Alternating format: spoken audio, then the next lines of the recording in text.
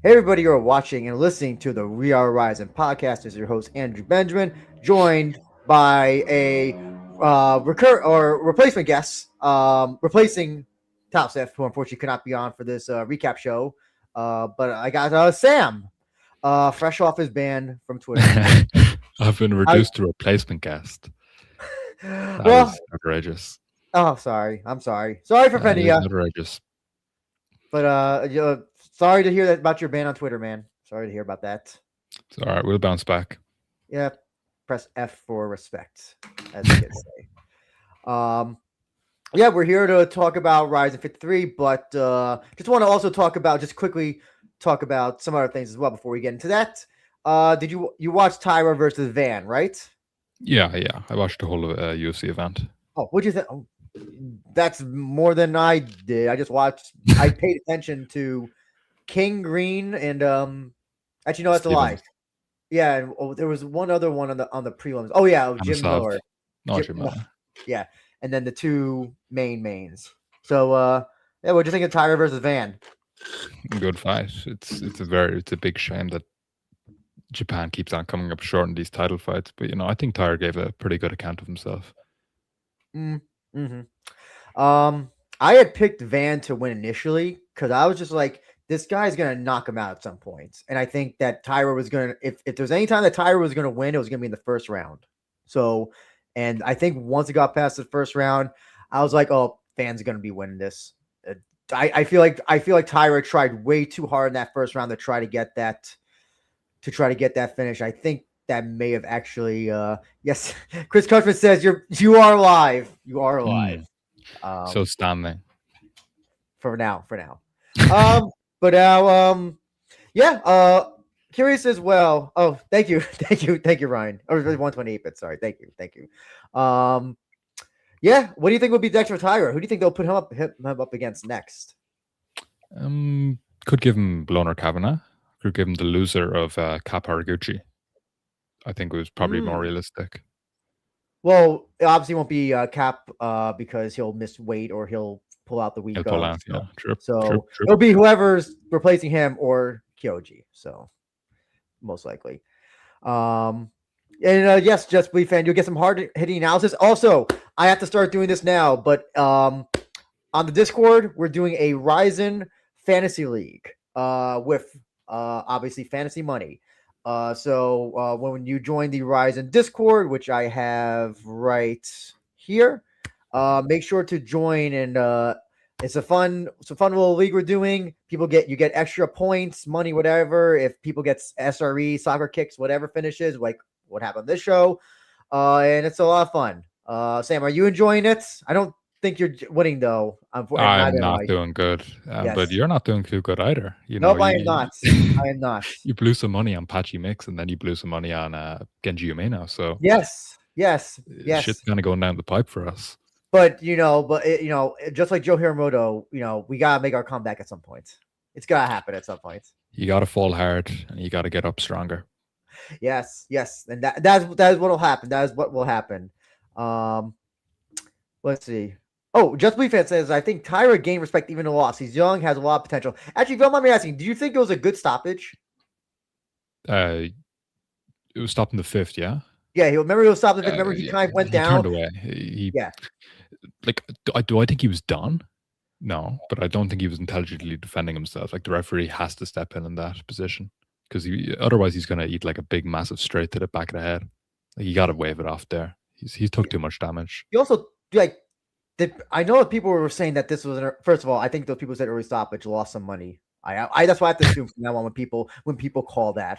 That's just like my gut reaction. But he had been knocked down 2 or 3 times in the previous rounds, and his face was all rearranged. So it's like, it's not like he just like took one punch and he started like running away, and he was clearly like, with it. Yeah. There's there's a point where like eventually where like it's like a power bar, eventually the health meter is going to run out, and so Tyra's was running down. That's just how it is. Yeah, it was not an early stoppage. I don't think you could say they. You can always say that the referee can let it go until somebody like literally dies, but you know, I don't know. Yeah. Let him be a warrior. Yeah, you know, it's so funny. It feels like it used to be people were getting criticizing Steve Mazzagatti and Yamasaki for doing that. Now it seems like now fights are being stopped too early instead of too late. I feel like the whole too late thing is now never talked about, is not talked about as much anymore. It's like a Herb Dean thing. Was that nowadays? Herb Dean thing nowadays, I feel. Oh, because Herb Dean always just screws up. He's always screwing up in some way. Are you gonna watch Rousey Carano this weekend? I might dabble in that. Could get some dual monitor action going for sure. Okay, cool. So yes, let's get back to on topic. We're gonna talk about. Before I forget, sorry, one more quick thing. Please like this video and leave a comment. Like it, please. It helps the algorithm. We're gonna talk about Ryzin 53, which just happened. With a reported attendance of 10,396. I would personally dispute that. You think it was less? Someone in the arena told me that it looked like about 8,500 to 9,000, which is still good. Here's the thing: the G-Line arena holds a maximum of 10,000. So that's why I'm a little bit suspicious about that number as well. There was empty seats until the Ren Cozy fight happened. And what that tells me is that there was maybe it's called invitation tickets. People who didn't purchase tickets, but then who are maybe sponsors or whoever of Ren or Cozy or whoever. And so that's when they decided to come until the very latter half of the show. It was not filled up for, I'm gonna say, maybe until like Kate Lotus player had her fights. There was a lot of empty seats. If you were paying attention to that stuff. Yeah, I know it picked up after Kintaro. I forgot Kintaro. Yeah, sorry, I forgot Kintaro. Yeah, of course. He's gonna bring his That guy brings everyone. Oh yes. Both law-abiding citizens, I'm sure. Oh yes, yeah. Some of them have missing thumbs as well. So a lot of tattoos. Yes, yeah. So also people on YouTube were saying like it was 80% full. If you go to the YouTube comments with Barra, the post-fight thing, there were people saying, people it wasn't full because people didn't want come to see the boxing match. So, they had a lot of competition, and I don't think whether it's 8,500 or 9,000 for a 10,000 seat arena is still good. I think that's good, especially when they were competing with one, and then they had the Inoue fight beforehand. I was reading about there was something also in Osaka at the time as well. I forgot what I don't know if it was another sports game or whatever. I was reading fans' complaints about why some didn't go, and they're like, "Oh, G-Line Arena is way too far." Apparently, the other arena in Kobe is a lot closer. I'm trying to remember what the name is. I forgot. I'm trying to remember what it is, but yeah, that's what fans were saying. But yeah, that's all I'm going to say about attendance, and I'm sure Jay Wolf will argue with me much later. So yeah, well, he thinks K1 shows are full. That should tell you all you need to know. What? Sorry? He thinks the K1 shows are full. Oh, okay, yes. Yeah, I mean, yeah, that's Mona Kimura doing her work, I guess. So, yeah. So, what do you think of the show overall, Sam? I thought it was a great show. It definitely over delivered. Because the original lineup was pretty lackluster name wise. I didn't expect it to deliver much, but no, it was pretty entertaining. Strong 8. Chris, so just to clarify, I think they had 10,000 people in there. I really do, but I think they maybe had 8,500 to 9,000 that were paid. If you remember when we did the preview show, there were still tons of tickets available, and even T-San in the comments was saying that. And couldn't see everybody deciding on the week right after I decided to do the preview show that week, you know what? Let's decide to spend our hundreds of dollars to go to Ryzen. It just is.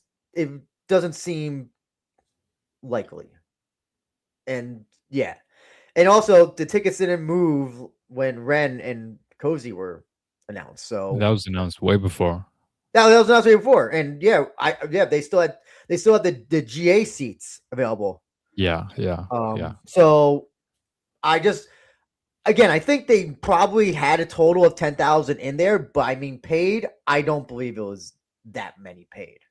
Which, again, I'm not saying that's a bad thing or good thing. I'm just saying that's what I think the facts are. So yeah, I thought it was overall a better show than it was going to be. I did not stay up to watch it though. I was kind of worried, like, oh, I saw those prelims, and then no, Nakagawa, Wilkins, and then I was like Jolly, and then Jolly armbars. Oops, sorry, my back. Yeah, I don't know if that was my internet or Sam, yours. can you hear me? Yeah, I can hear you. Oh no, that was mine. I think that was mine. Sorry about that. No. Yeah, and then suddenly there was just I was just like, oh no, this is a show I can watch the next day. So I watched it without spoilers and everything. I do wish I had stayed. After watching Cafaro and Matsushima, I wish I could have been watching that with you guys live though. That must have been fun to watch live. Crazy, best fighter of the card, definitely. Oh yeah, we'll get to that. But I guess do you want talk? I don't know. Do you want to talk just blast through the prelims, or do you want to talk about like a little bit like what Sakakibara said at the press conference, post fight press conference? What do you feel like doing, Sam? What did he say at the press conference? What do you mean? Oh, well, he was me. Oh, so he basically was talking about that Ren's gonna have a real, I guess a full match in September, and that the Mikuru Cozy fight would make no sense. And he doesn't. He thinks that Ryo Takagi he's not interested in booking him versus Kleber in a fight because that's who he called out after his fight. And also that he wants to get Rodtang, but he doesn't want to get him for kick. He wants to get him for MMA. That'd be an interesting pickup. I thought he said he kind of wanted to stay away because one were like, okay, like don't fucking go near this guy. He's under contract still. Well, let me see. I'll have it here again. This is rough translation. So let's see. Where is it? Let's see. I'm not interested in having Rodtang fight kickboxing matches. Ryzin. If we're going to do it, it should be MMA. However, I think Rodtang will be better off staying with Run. With both Takaru and Rodtang gone, who will be the main focus of the monthly events. What is it? I want one to work hard to get him a contract. If we're going to work together with one in the future, I'd be more interested in that. So saying that he would rather have Rodtang do MMA if the opportunity were to come up, I guess, if he was able to.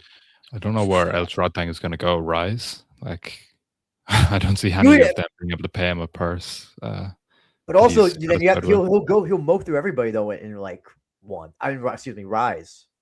I think, right? Well, it depends. It depends what division he's at. Like, 35, 45? Like, I don't know, man. I'm trying to think. I'm trying to think who's is that Shiro? Featherweight and super lightweight. Okay. Probably. That'd be Shiro then. That'd be like Shiro and oh god, the other one. Osaki, yes. I don't know which Osaki, but one of them. So but the better brother, not the one that's gone to RWS. Oh, okay. That clarifies it. Okay. But yeah.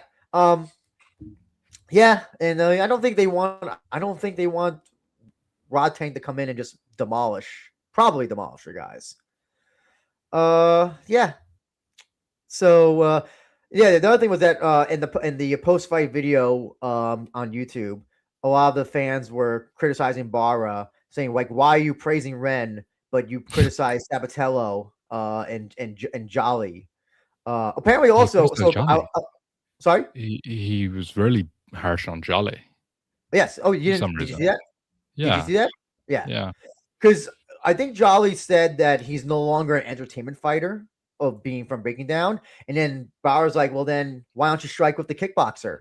Then prove it. Then prove it, boy. Prove it. So it's kind of see. So it's. I think Bara saw. And by the way, apparently his name is not. It's pronounced Jolie. That's what Ensign said on Yamato Damashi. It's not Jolly. It's Jolie, like Angelina Jolie. I don't know. I'd rather just call him Jolly. I think that's a better. I think that sounds better. I'd rather not discuss him at all, to be honest. Or that. Anyway, but yeah, Jolly is yeah. I think Bar was like, if you want to prove that you're a professional MMA fighter, then why don't you try striking with the guy who's K1? Don't just submit him. Yeah, I mean, I can see that, but I can also question why Barra is booking him versus a kickboxer with no MMA credentials if he's going to expect something different, you know? Jolly is like a BJJ guy. Yeah, well, he's not even a beach. He's the problem. See, he's beginner. Like he's white belt jits, but he's that fighter flow shit, you know? It is the simplest of jits that, like, if you give me 1 month with Kenshin Kodama, and he'll easily know how to not fall into an armbar. It is, yeah. So it's the basic of jiu-jitsu that he's doing. He's doing it against guys who that secret MMA obviously did not come into play in that fight. What was going on there? Like secret MMA on the side. Yes, it's always how do you know the people who say that they have a secret plan always seem to lose like in the first round. I feel like that happened with Kubo. There was some other MMA fighter. Oh, there was some other we have a Japanese I apologize. If somebody could translate I can only manage to make out Hiramoto, Cafaro. I see Hiramoto. I see the kanji for Hiramoto and Cafaro. That's Cafaro. Yeah, that's Cafaro, right? Yeah. In Japan, Hiramoto, Cafaro. Something big match and trending topic. If somebody in the YouTube chat can just translate it and put it into the comment section for me, because I don't want to stop and do that here. Please do that for me. Really appreciate it. I totally forgot what we were talking about. I just lost track. Jolly Kodama. Oh, yes, yeah. I mean, I don't see. Listen, I won't be critical of how someone does a win, even if it's the easiest way out. I'll call it boring or cheap or whatever. But listen, what are you gonna do against a K1 guy? You're gonna just do that. So it's just like, I don't know. You can't. He's been critical of a lot of fighters lately. I don't know I don't know. He's been doing that. I mean, I love Sakaki Bara, but sometimes like what happens is the direct result of your booking.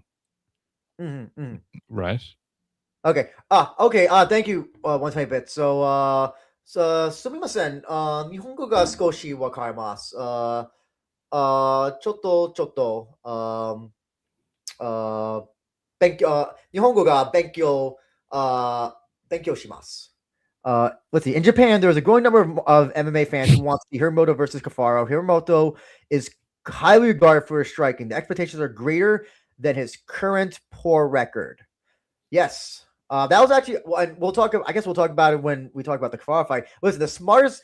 If there's anybody, if any fighter who's from America or foreign, we'll just say America or Western country, they should do exactly what Cafaro has done in terms of fight build-up and post-fight stuff. He has done it is. Yes, there's no other perfect way to do it. There's no other perfect way to do it than what Cafaro did. Before the fight and after the fight. Wouldn't you agree, Sam? You don't like Shorty Stick? Well, I like Shorty. You don't. You like Shorty? We're not like best of friends, but like he's giving me interviews and like he helped with he gave me the video for the Anime NYC thing intro. So I can't fault the guy. Yeah, I can fault the gimmick if you're going to deliver fucking stinky performances like he did. You know, like I think Cafaro was marketing himself well, but like I don't care for the gimmick. Let's say if he's not going to deliver entertainment, right? Because you can say all this shit on social media and like I'm the mysterious foreign fighter, but if you're not going to come in and like make us want to watch you, then I couldn't care less about SNS, as like I've said before. Cafaro was the opposite though. Like Cafaro did deliver, which is why the gimmick works. I feel. I want to see if this fan, if this sumimasen, eko ga wakarimasu ka? If they, I want to see if they understand English, I want to ask them something about Hiramoto, and I think you probably know what I'm going to ask them. Yeah, Cafaro. Anytime, if completely better than what Katie Perez did, better than I don't know. I think virtually any. I'm trying to think of any other fighter who's really has done. I would say maybe Darian Cruikshank was good and kind of like did it until he fucked up. Until he fucked up the way that he did. Yeah. I mean, he kind of got it. And the whole redneck kind of thing. I don't know. Japanese fans love Western. It's kind of like a heat herring gimmick. Yeah, but then he fucked up on his own. He went off the fucking rails. Yeah. I mean, most Western fighters seem to just be kind of nonchalant. Like they'll accept the opportunity to go to Japan for Ryzin, but they won't really build off that. Like, you did interviews with John Sweeney and Abijah. Both of them just seemed kind of happy to sit there expressionless. I'm not gonna say anything negative about Abijah because I don't want to incur the wrath of his. I guess. Oh my god, that is he slots guy. I would rather be on good terms. I'd rather be on good terms with the Abijah crew. Sweeney, but down in Vegas. Yes. But yeah. Do you think Hiramoto versus? I don't think they're gonna do Hiramoto versus Cafaro though. Oh, they won't do that. No way. I'm not doing that. But it's smart that Cafaro said it because now his name is being talked about in the same sentence as Hiramoto. So it was very smart of him to do that. So, but yeah, I just don't. It doesn't feel like a fight that Ryzin would do or even want to do. And here's the other thing. JQ told me this. Ryzin used to hate when fighters would call out other fighters if it wasn't pre-approved, if it wasn't kind of like approved. So apparently he called out a fight. I forgot who he called out in one of his post-fight things, but apparently he got like the riot act saying that he should have he should have done that or something. I think Ryzen is much more lenient with it now. Yeah. I think it has to do with a promoting thing because when you call out somebody and then it's just not possible to do that fight, now it's on the promotion. You know what I'm saying? Yeah, but a lot of the time, call-outs just they're said and then they just disappear. Like Takagi calling out Kleber, for example. Like that's not going to happen. Or Ren calling out Kubo. Or Kuji calling out Asakura. I mean, I'll say one thing. That's more. I'll kind of give that a slight pass more than Ren and Kubo. By the way, as well, as anybody can tell me, is my video freezing? Because I thought that was a problem with the preview video, but I'm looking at my video. I don't think it's freezing. So I think that problem's been solved so far. Anyway, let's blast through these prelims. The prelim landfill, as I like to call it. Yeah. Okay, great. Beautiful. Kickboxing. Shota defeated Tomoya Sudo. Any thoughts about that? About this fight? Do you remember anything? Did you watch on the fan cam? Did you watch on the fan cam version on Ryzin.tv? From the weird, fucking crowd angle. Yeah, yes. I did watch it. I don't have fond memories of it exactly, but I did watch it. Okay. Not sure if I can recount much from it, to be honest. Pretty much like generic landfill kick, right? Yes. All I could tell you is that Shota, that skill disparity was very obvious between these two. Very, very obvious. The 15-year-old Hinata Kitano defeated the 18-year-old Juna Koda. Is the monster pose gonna be a thing? You think? The monster kid. The monster kid. I love it. She probably had the best kick prelim fight in the bit. You know. I mean, it was 15. Sloppy. It was really sloppy.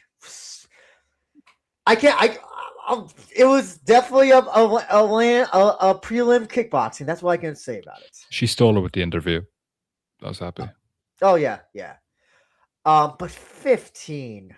My God, stay in school or something. I don't know. Like 15, man. It just I can't believe it. And well, She wants to do MMA. yeah. Oh yeah, I forgot you want to do MMA. Most kickboxing thing ever. So yeah, whatever. But for shit and giggles, what weight? This is at 100. Okay, I don't even know who would. I don't even know who's an MMA fighter at that weight. Oh, like a legitimate one. Is there Well, what's anybody? the weight? 105. Super atom weight still. They've never done the Well, you know how Deep does those minimum weight or micro weight, whatever, like 98. Oshima was microweight champion, Oh, wasn't she? well, imagine if New Year's Eve, Soryoshima versus Hinata Kitano. Would I pay to watch that fight? I think I would. They would get my money. Super Anime King, there's a difference between footballers being pro at 15, I think, than like, I guess this.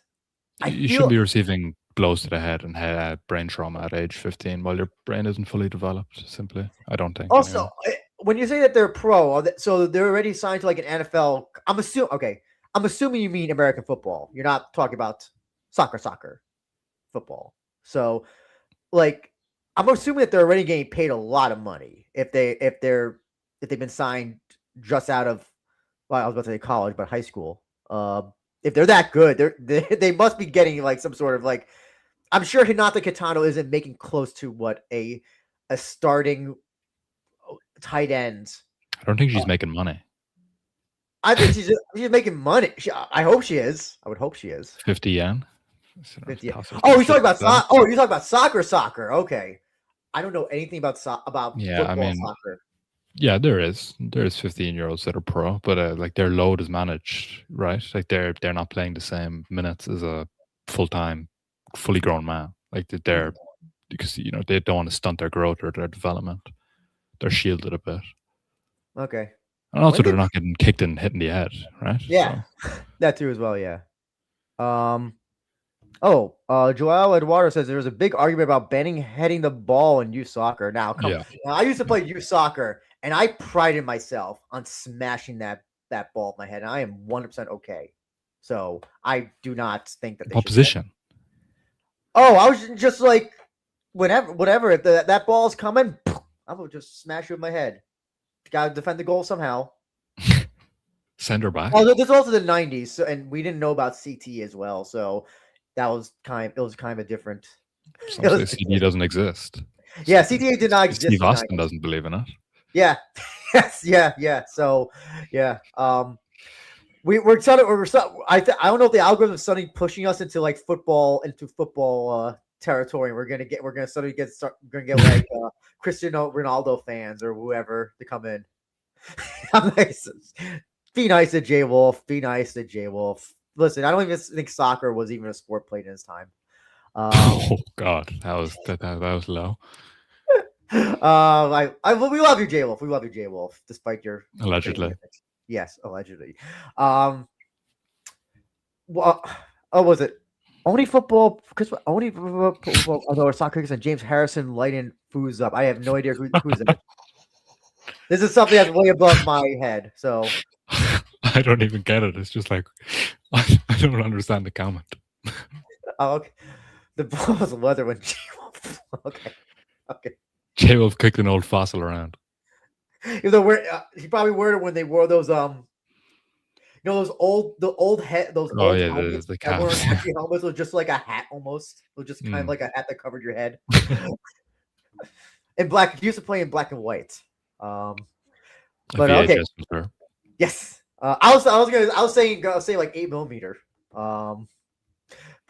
Okay, let's see. Yushi defeated Asataro. Finally, these two went from a draw to finally a winner. Anything? Is there anything you want to say about these prelim kicks? Anything? No, like to be honest, no. Okay, good. So was this? I watched on YouTube. Did these last two? I think they stopped them number 3 and 4 from being on the Ryzin.TV thing, right? Yeah, I think the feed went black after Kitano's fight. I don't know why they don't want it. Like, why they don't want us to see them? It's weird. almost like they're actively don't want us to. It's something with the YouTube, like, cause, like I don't know, man. It's like as we were talking before we went live, like the copyright stuff and the stream and like the streaming rights and the copyright rights and like everything is so like Oh, anal in Japan. I Must be know. something there. I know. And by the way, just for clarification, this is not Yushi Sensito Yushi or Entrance Yushi. It isn't. No, it's not. No, it is not. Though they're the same weight class, apparently. They are the same weight class. So, Tausif, you might maybe we'll get Yushi versus Yushi in the future since he won. So yeah. And then okay, this is cool. Solo Hamaguchi knocking out Haruto Sanada. Solo Hamaguchi should come back to Ryzen. Would you agree with that? Yes, 100%. He best prelim performance.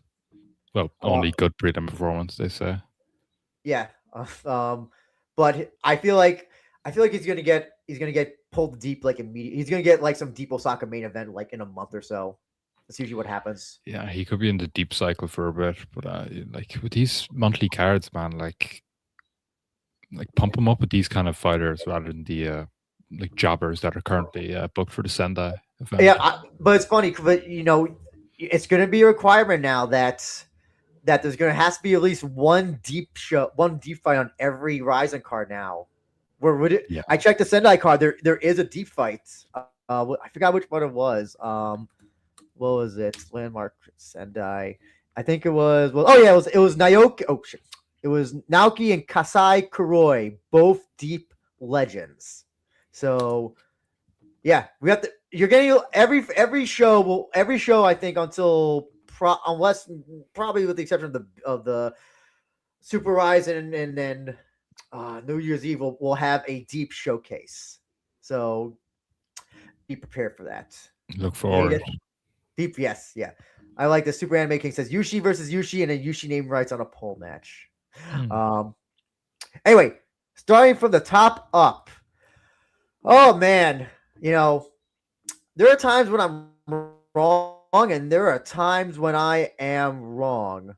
And yeah, Gustavo, clean KO of Nazimov. What do you think? Were you surprised, Sam? Oh, 100%. It was always in the back of the head, is Gustavo going to be able to find that shot? But it was like 99% Nazimov for me. I was very, very shocked that he went down like that, man. Heavy favorite. I just didn't think that because Gustavo, he's an easy fighter to figure out, but he's an easy guy who can just fuck you up. He's got favela fuck you power. Yeah. And I don't want to say it's a toss up with him, but it kind of almost is. Cause I think I know that the Sakuraba fight. I think that Sakuraba was pretty much. I think was winning until he got his jaw broken, and then with I'm trying to think of another one. What was it? With the Nomura fight, like Gustavo was still dangerous at any point. It was starting to pick up after that second round. He was coming back strong. If the cut wasn't as deep as it was, you could probably make an argument for him stealing a decision. Yeah. So, yeah, it's almost like a coin toss of what if he's going to get you or not. And this time he got him. He got him. He got him bad. He nailed him. He fucking out cold from the follow up shots. Did you see? By the way, did you see that video of Gustavo and the children? Yeah. Before the event. That was before. I thought that was after. Before. It was after the the morning weigh-ins. Oh, okay. Is this not one of the coolest things? I don't know why. When I saw this video, I try not to be emotional, but this was just something just so cool. I don't know why.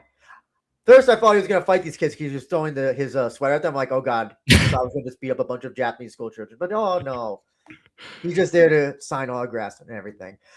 No, it was just I don't know. One of those things I just thought was really, really cool. One of those, I forgot who posted it. It may have been King Silo who posted it in the thing, but yeah, just do you just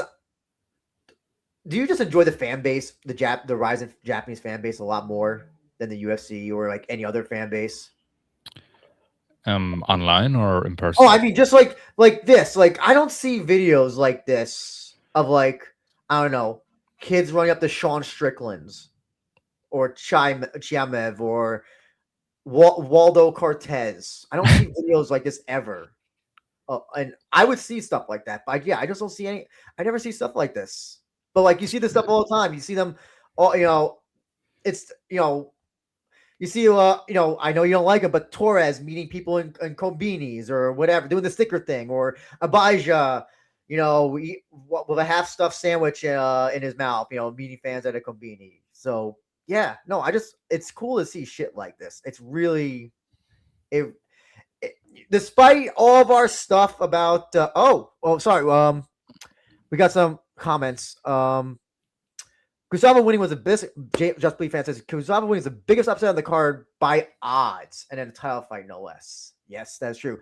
And our Japanese fan says Luis Gustavo proves how difficult MMA is. It's not easy. That's yes, 100%. Don't underestimate MMA. Yes. Oh, Chris Cushman, more kickboxing the ring. I don't care much for Cage J kick. I don't care much for for a lot of J kick in general. I know I'll get hate for that, but that's just me.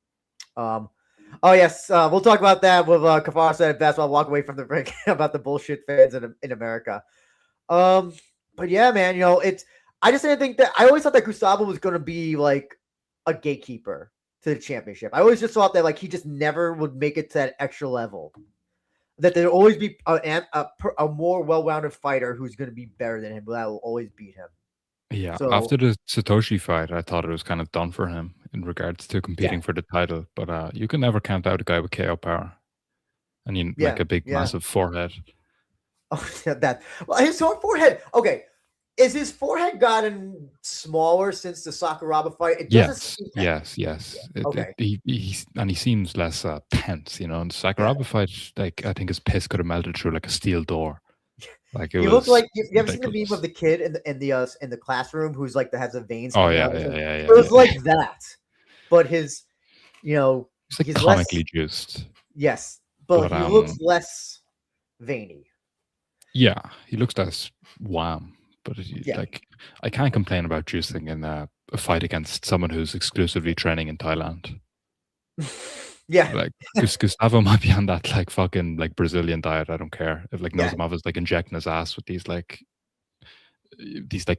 performance enhancers rather than like steroids that bulk you up. Yeah, now a commentary. Well, Satoshi came on later and on the show intermission, and Barra said that he'd be next in line for a title. Also, don't forget this as well. Do you remember? You remember how you said it would be Gustavo's that he was done after Satoshi? Remember he had the fight with Nomura. Remember Barra said that if Nomura won, he would get a title shot, but if Gustavo won, he would not get a title shot. Do you remember that? Yeah. So, yeah. So I really thought it was probably done for him, or at least on ice for a while. So don't forget that. But yeah, looks like Satoshi versus Gustavo next. Probably Super Ryzin, I'm guessing. I would have to assume that. Maybe 54 as well. I don't know. I feel like, are they going to just... I thought they were going to try to do like stuff the title fights in Super Ryzin, like they kind of did with the Otokumatsu. True, but Super Ryzin was exclusively focused on featherweight. There's not going to be enough. Well, not exclusively focused because Reina's obviously competing. But I think that whole card was less fights than usual. Okay. Yeah. I think it was 8 fights max. Yeah. So like maybe 54 or maybe like headlining the Hiroshima landmark or something. Ensign on his podcast was very critical of Satoshi getting a title shot because he thinks that Satoshi should get another fight. That like you shouldn't get your ass kicked and then you should get a title shot. Like he didn't get his ass kicked. That was his words, not mine. I'm just sorry, Ensign, but like one knee, it doesn't take away from Satoshi's like 10-year dominance. I still sometimes forget that. I sometimes still like just instinctively just go, oh, who's gonna be next for champ Satoshi, just because like it's like Anderson Silva, where like you forget, he's had the title for so long, it's just something that's just so connected with him. Yeah, it's synonymous with his character. You know, Yeah. the whole story of Ryzen's lightweight division has purely been Satoshi. Yeah. For not so you think that's the right way to go? You think they should just do the match because you can always do the story of the MMA math thing, but also that Gustavo was he really knocked out in the first in their fight, or was it an early stoppage? I know that some people were Oh kind of yeah, I arguing remember that. that. Remember was it Bryce? I think it was Bryce Crosby who was repping that. I think it was Bryce. I'm Can't 99% remember. sure it was Bryce Crosby. But yeah, you can make an argument, slight, but Me personally, I'm not too much of a fan of rematches in general, and I feel like, but I feel like we're getting a lot of rematches. yeah, like Satoshi deserves it. Like, don't get me Yeah. wrong, but Yeah. I'd rather see one of these new lightweight up and comers fight Gustavo. Like, I feel like it's hard. You're doing Gustavo hard here by he finally like fulfills this dream of becoming champion in Japan for his father, who was a big Pride fan. You know, it's this coming of the age moment. It's this like ending of a movie almost, and then you just go, yeah, fuck you, bud. Like Satoshi's on the way. He loses it instantaneously. I feel like that's doing him a bit hard.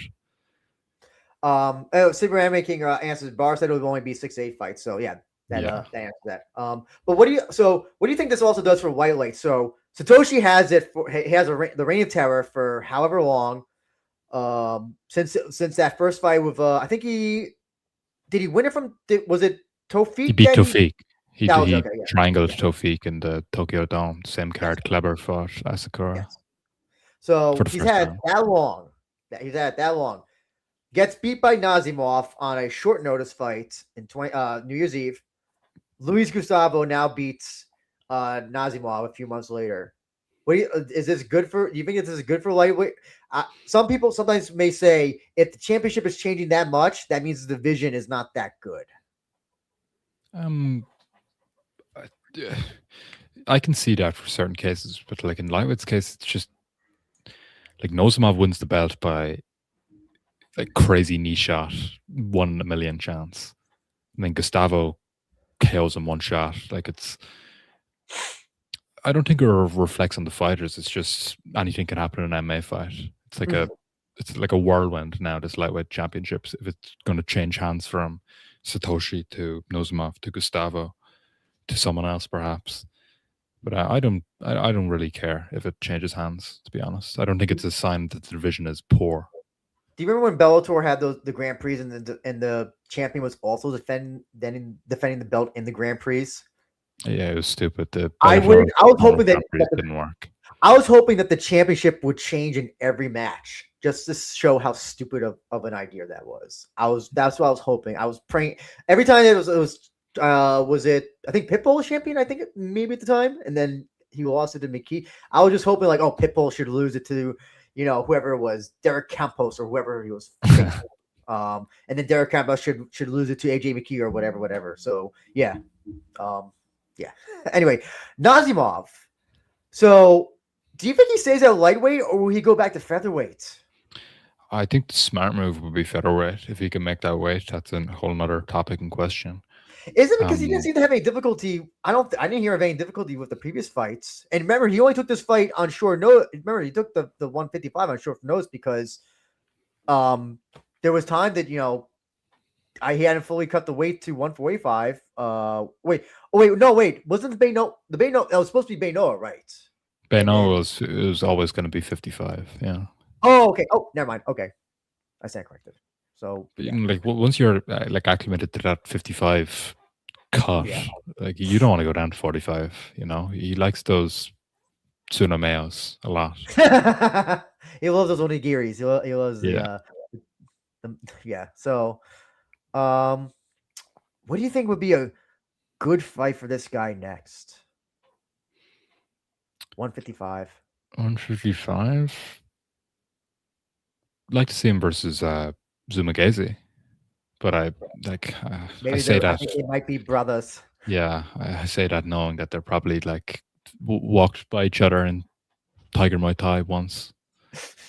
Oh, that's the other thing. So I'm trying to think of like, oh my god, Tiger Muay Thai like just gets people like every day, like just like popping in. It's I such a think massive gym. Volkanovski gets trained there as well. Volkanovski, Pyotr Yan, Valentina Shevchenko, a lot of high-level MMA fighters.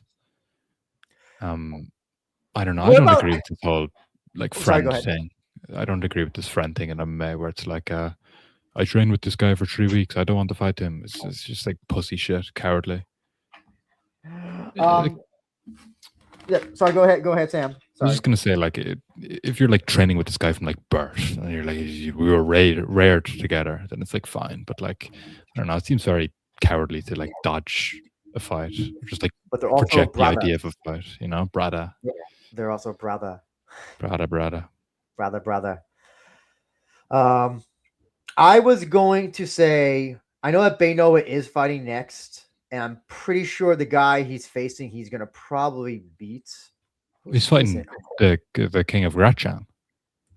He's fighting. Oh yes, Kai Boalhaga. Yes. I think he should probably win that. I don't know. At this point, I don't know. Okay, now you I don't know. Just like. Yeah, I would pick Noah Bay there. I will pick Noah Bay there, but like both of these guys are not highly skilled. Huh. I don't know. Like I was trying to think of what would be good. Obviously, listen. I don't think you don't want to give him another one of those like a Seguro Ni or Sora Yamamoto type fights. I don't think. You could give him what's his name? The Korean, the Kyungpo Kim. If he wants to stay good. But Kyungpo Kim's been winning. I feel like that could be a tough fight for. I don't know. Might ruin. What about the other Korean guy? Going to beat a lot of people. Like, what was the other Korean? C1 Kendall. The Kim Bong Ki. Yes, Kim Bong Ki. Yes, man who couldn't put away Captain Africa. Yeah, I'm not looking forward to his next booking.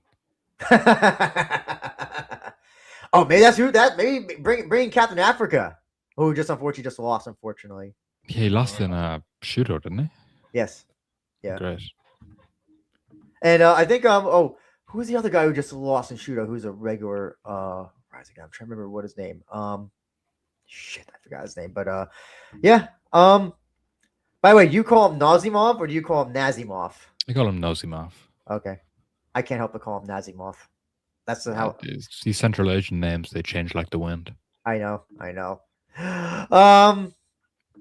But yeah, congratulations to Gustavo on pretty big upsets.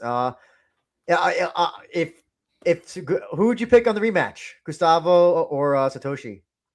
Gun to your head. Satoshi. I'd go with Satoshi against all of the division, bar Shanta Nomura. You think Shanta Nomura could beat Satoshi? I think Shanta Nomura is the next generation of lightweight in Japan. Is that serious? Yeah. Okay. You don't agree? I don't know if this guy's going to be able to walk again, so I can't even call him the next generation. Oh well, the man's a cripple, still crippled. That's the kicker, isn't it? I mean, no pun intended. If they can rebuild his ACL and MCL and LCL and ICL and GCL, then maybe he's in with a chance. But I don't know. I'm impressed by him. I don't think his wins should be rated that highly, but I do think he possesses the skill and he's training with the right people in Japan. So, fuck it, why not? Superman Making says to bring in Tony Ferguson, El Kui. Yeah, why don't we poach Jeff Neal while we're at it? Oh yes. Can he make 155? We'll see. Why don't we just get Justin Gaethje while we're at it? Just get Justin Gaethje. He's going to kick off Ryzin 170. Yeah. When get Michael Chandler. How about that? I'm sure Michael Chandler would rather come to Japan than be on the Ryzin, the White House card. Actually, Patricky versus Tony Ferguson. I wouldn't even know who to pick in that fight. I'd have to go with Patricky purely because I believe he still has like an ounce of consciousness left. I don't think Tony Ferguson knows he's Tony Ferguson anymore. Hollowed being. I think I have to agree with that. Yeah. Tony Ferguson. I don't think Patricky is like Patricky just doesn't do anything these days, though, man. Like he's also just slow. He's slow, but he doesn't. He's not. He clearly he doesn't have like the glass chin. He still like has a chin, kind of, but he's just slow. I don't know, man. Clay Collard fucking like TKOing you is pretty bad luck. But he didn't get knocked out. He didn't get knocked out. Tony Ferguson would get knocked out by everybody. It seemed like everybody. He was losing to Bobby Green at one point. Bobby Green is a crafty yank. I think he has worse losses. But I guess so, yeah. Yeah. I don't know what to say about this. Oh god. Hiramoto, cozy draw. I don't know. I think a better topic. It'll probably, I guess you could call this the rage bait topic of the show. Is Hiramoto a draw? So I want to clarify things. I have never said that he is not a draw. This is for you specifically, Kome Day, King CeeLo, anybody else. I've never said he's not a draw. I recognize his popularity online. If you look at the YouTube channel that I have here, the highest viewed video is a video interview with Ren Hiramoto. And third, fourth, fifth highest is a Ren Hiramoto interview as well. I do not question his ability to be like the top of headlines on Yahoo News Sports Martial Arts, or that the Ryzin press conferences, he's mobbed by fans, and he sells merch that's funny and meme worthy, like the cozy DUI thing. What the fuck is MMA? Well, yes. What I question is whether his online appeal translates into real life tickets. We've gone down to one viewer. So if anything is proving my point about Hiramoto being a draw, not being a draw, this is doing it. So one viewer. Jesus. It says two now. We're doing fat penis numbers. We're doing fat penis numbers. We're doing focus fights numbers. I'm kidding. But yeah, I just don't think there's nothing that tells me. I don't see anything that's where people are just coming in or like if Hiramoto is this big draw, superstar draw, why did this not reflect the ticket sales by the time we did the preview show? That's what I'm saying. Oh, Hiramoto is not a sellout guy. Yeah. He's never been a sellout guy. I don't know if you want to say anything, Sam. I think we're kind of in agreement on this. I agree with you. Like, when I quote unquote trash Hiramoto, it's not because I don't think he's a popular guy, or I don't think he's a draw. I do believe he's a draw, but I just don't believe he has that commanding, like, I don't think he commands numbers in terms of events and ticket sales. Like, he gets a lot of interaction on SNS. The guy's clearly a big name. His posts do numbers, but like, these people aren't going to buy a ticket and support him, or they'll rarely do that. Or I guess to see him lose. I think that's the other thing as well. So I don't think he gets. Like, I don't even think Japanese fans are like that. No, I think they dislike Hiramoto, but I don't think they're going to purchase a pay-per-view in hopes that Hiramoto gets knocked out or anything. It's just like something like he's an annoyance. He's like a cockroach. Yeah, and that's the other thing. This is not a critique of his ability as a fighter or as a person or whatever. Or yeah, I don't see not even a 1-to-1 ratio. I don't even see a 1-to-10 ratio that he's this. I mean, also here's the other thing as well. Having him in a fake boxing match doesn't help as well. I'm sure that that numbers would have moved higher if this was like an MMA match, even if it was against Cozy. I think if it was just an MMA match, or even if it was a boxing match, but it was like still went to a decision or something that it had meaning. I feel like there was still. But it wasn't an exhibition, wasn't it? It was still sanctioned. I thought it wasn't an exhibition. That's what it was. Standing rules bout. Standing rules bout. Like, typically they call a winner, because Ampo versus Sinna was a standing rules bout. They announced the winner there. And then didn't they do something with Cozy and Gomi as well? Wasn't that also, or was attention Gomi? that got Tension the. Gomi was I think it was exhibition. okay. No, but Cozy and Gomi was not exhibition, was it? No, I don't think so. I think that was still like an actual boxing match. Wait, didn't the I thought? Oh yeah, there it is. Yeah, Ryzen 26 He custom lost. rules right there. There's the loss. You see? Yeah. Oh, that was before Taiji. Oh, okay. Wow. Okay. That was before. That was pandemic. That was God. okay. That's why. Okay. Um.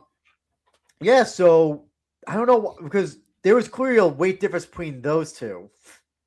I remember that. Gomi is not walking around at 155. I can assure you that. Hiramoto was fucking 180 in there. Yeah. Yeah.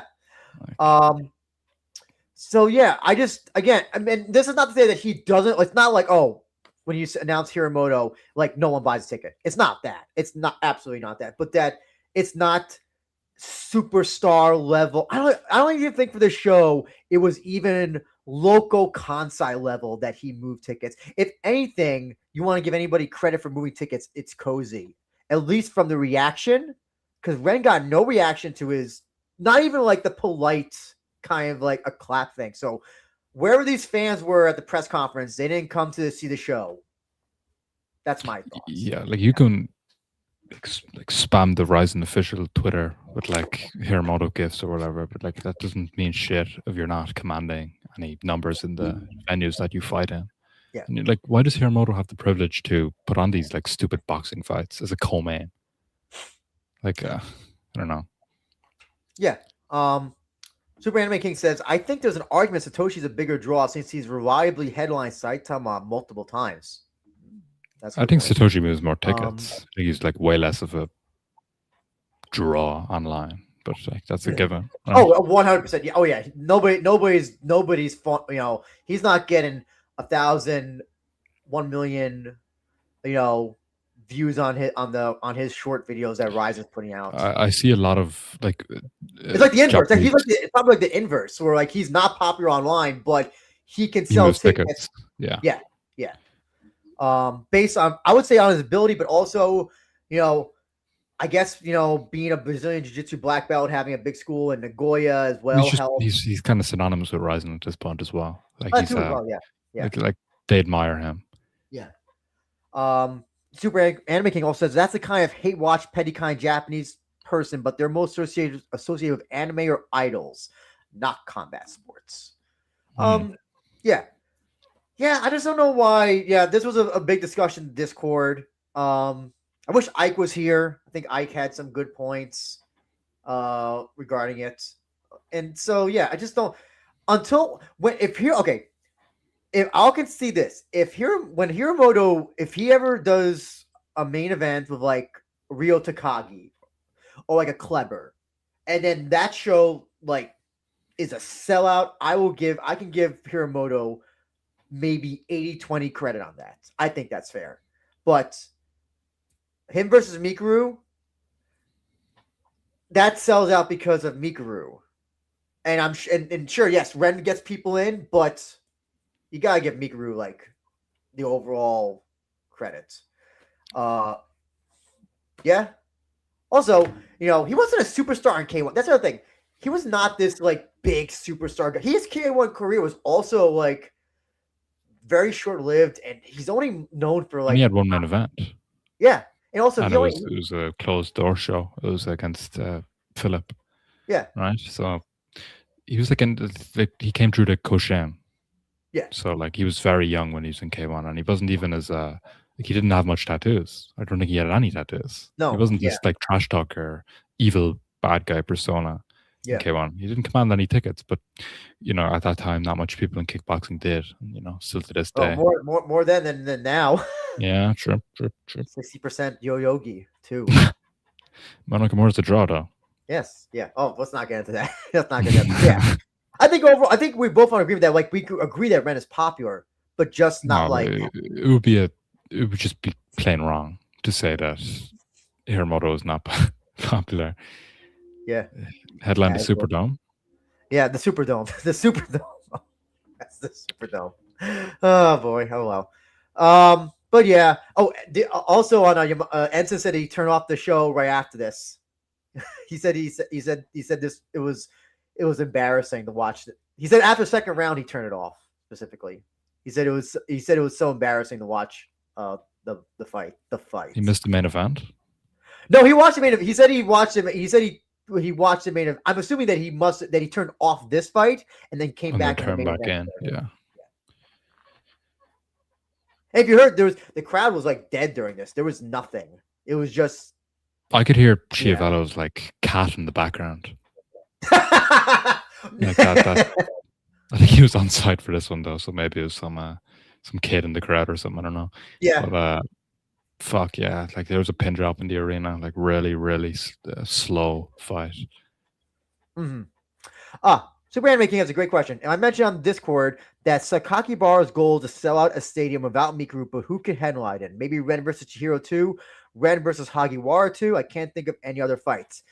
I think Ren versus Hagiwara is not that too unrealistic. You can Ren Akimoto, I think, could be done depending on who. Well, let's see. When are they doing the Superdome? Tokyo. Oh wait. Are they doing the Tokyo Dome this year? No, they're not. I don't think. Right? No, they're doing the. I don't know how to pronounce it. The Osaka Dome. Okay, yeah, that's Sakura. Okay. If Akimoto were to somehow go on a run, and I'm not gonna say he's gonna be Shadolayev because he's not. If somehow he, Shadolayev leaves, vacates, he wins the title or whatever, I think Akimoto versus Ren could maybe do that. I think Akimoto got a lot of new fans after that Patchy Mix win.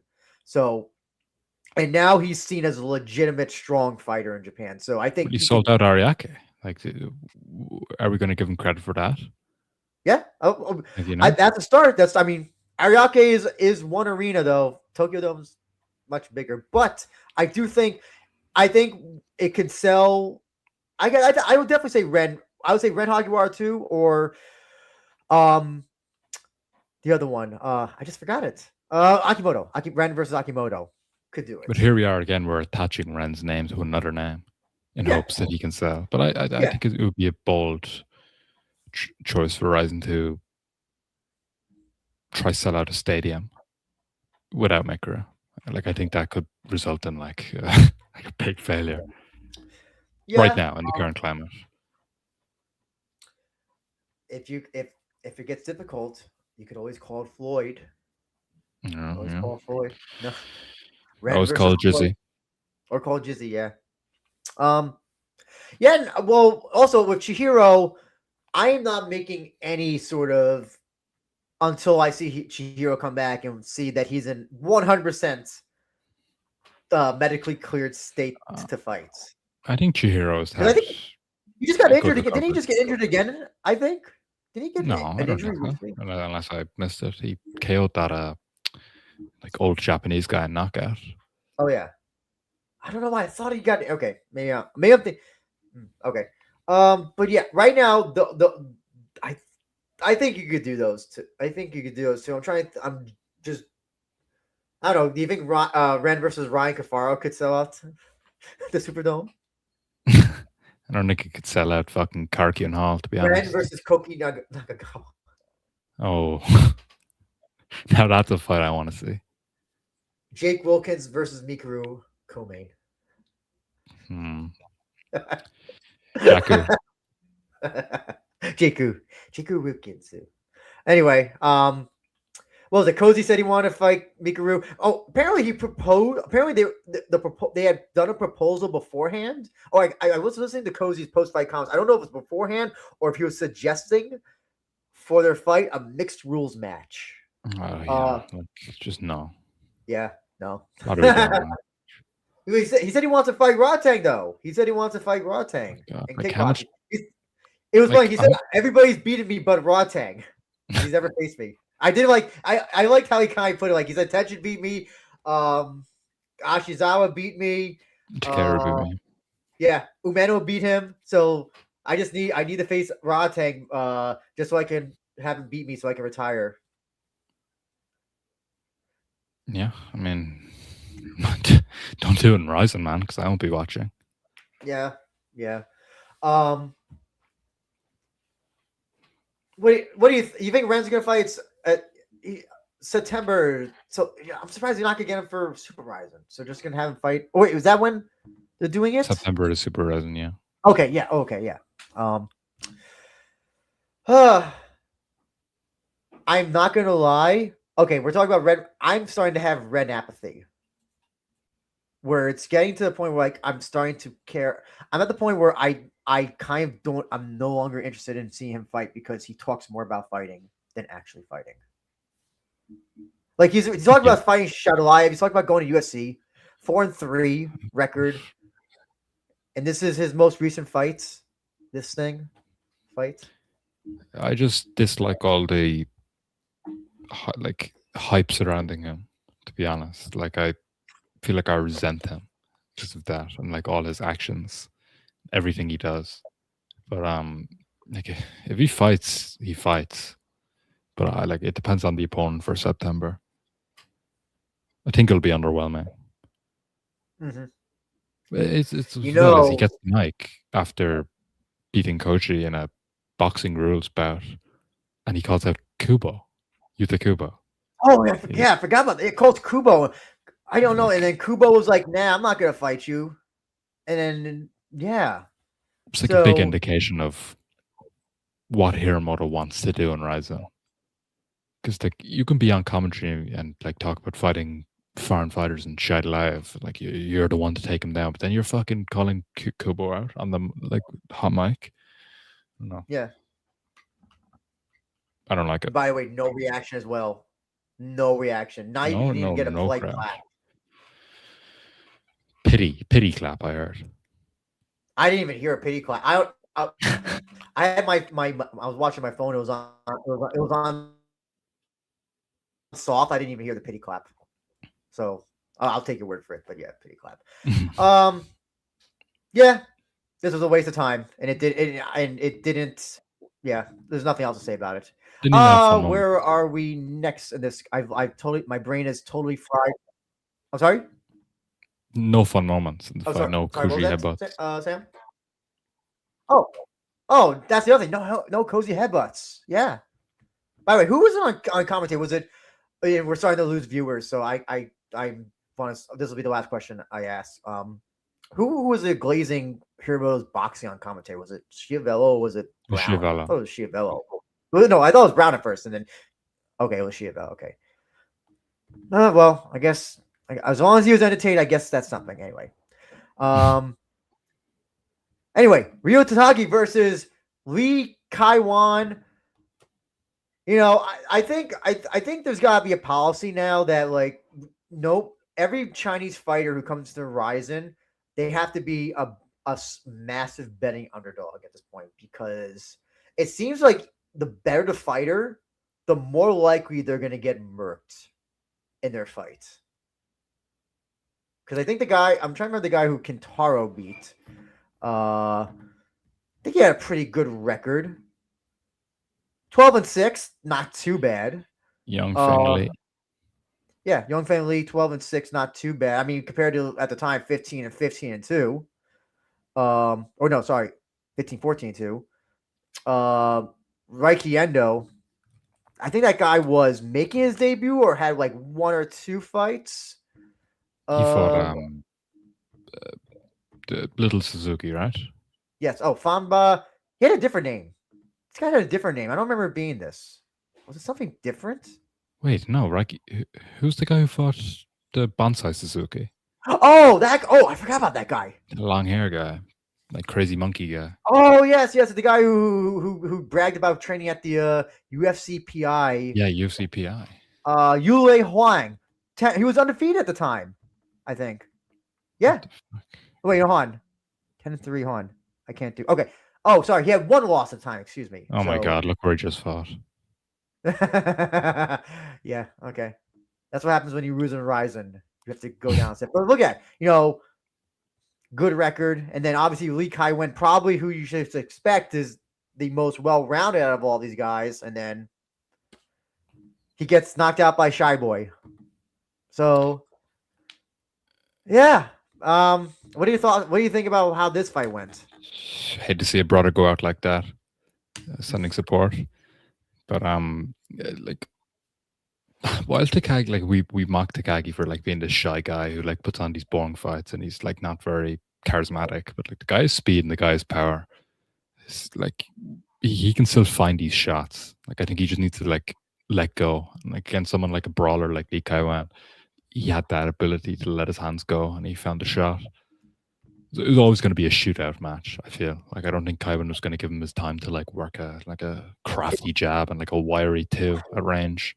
Like Lee Kai-Wan was going to get in his face. Yeah, I just thought that Takagi wouldn't be able to counter a guy whose plan I thought was to brawl with him. Who I thought that it was going to be too much to put up with, but no. Yeah. I do think Takagi is pretty skilled. Definitely. Oh yeah. Yeah.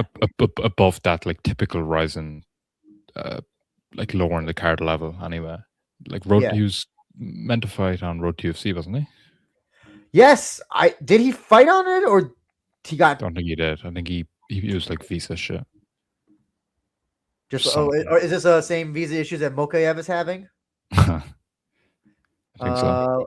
Let's see. We go to nothing's here. We go to he said it before the fight when previewing the fight. He said Lee Kai-Wen was someone who I could have fought on Road to UFC. Says here, reveals he received an offer from Road to UFC last year at the Ryzin 53 press conference. Okay. Oh, okay. So that's last year, so that'd be 2025. Okay, so yeah, that lines up with that. After his Akimoto fight. Okay.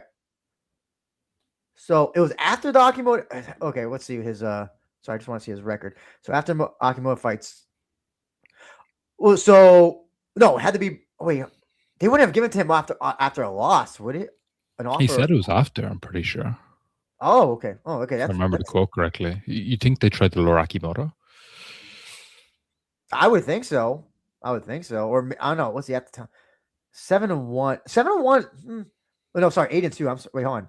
No, I got it wrong. 7-1. Yeah, 7-1. Yeah, 7-1 is they've gotten people with lower records, like 4-1 and 6-2 people on Road 2. So I don't see why that'd be out of the realm for them. Oh, okay. Ike, you missed our Hiramoto talk. We're not going to talk about it again. You're going to have to rewatch it if you want to. Ike says there was a choice between Road to UFC and Akimoto, and he chose Akimoto. Oh, okay. So it was before. Yeah. Okay, that makes more sense. Okay. It makes more sense. Okay, yeah. Okay. Man, Lee Kai-Wen had so much aura, though. The interview with Hafid was amazing.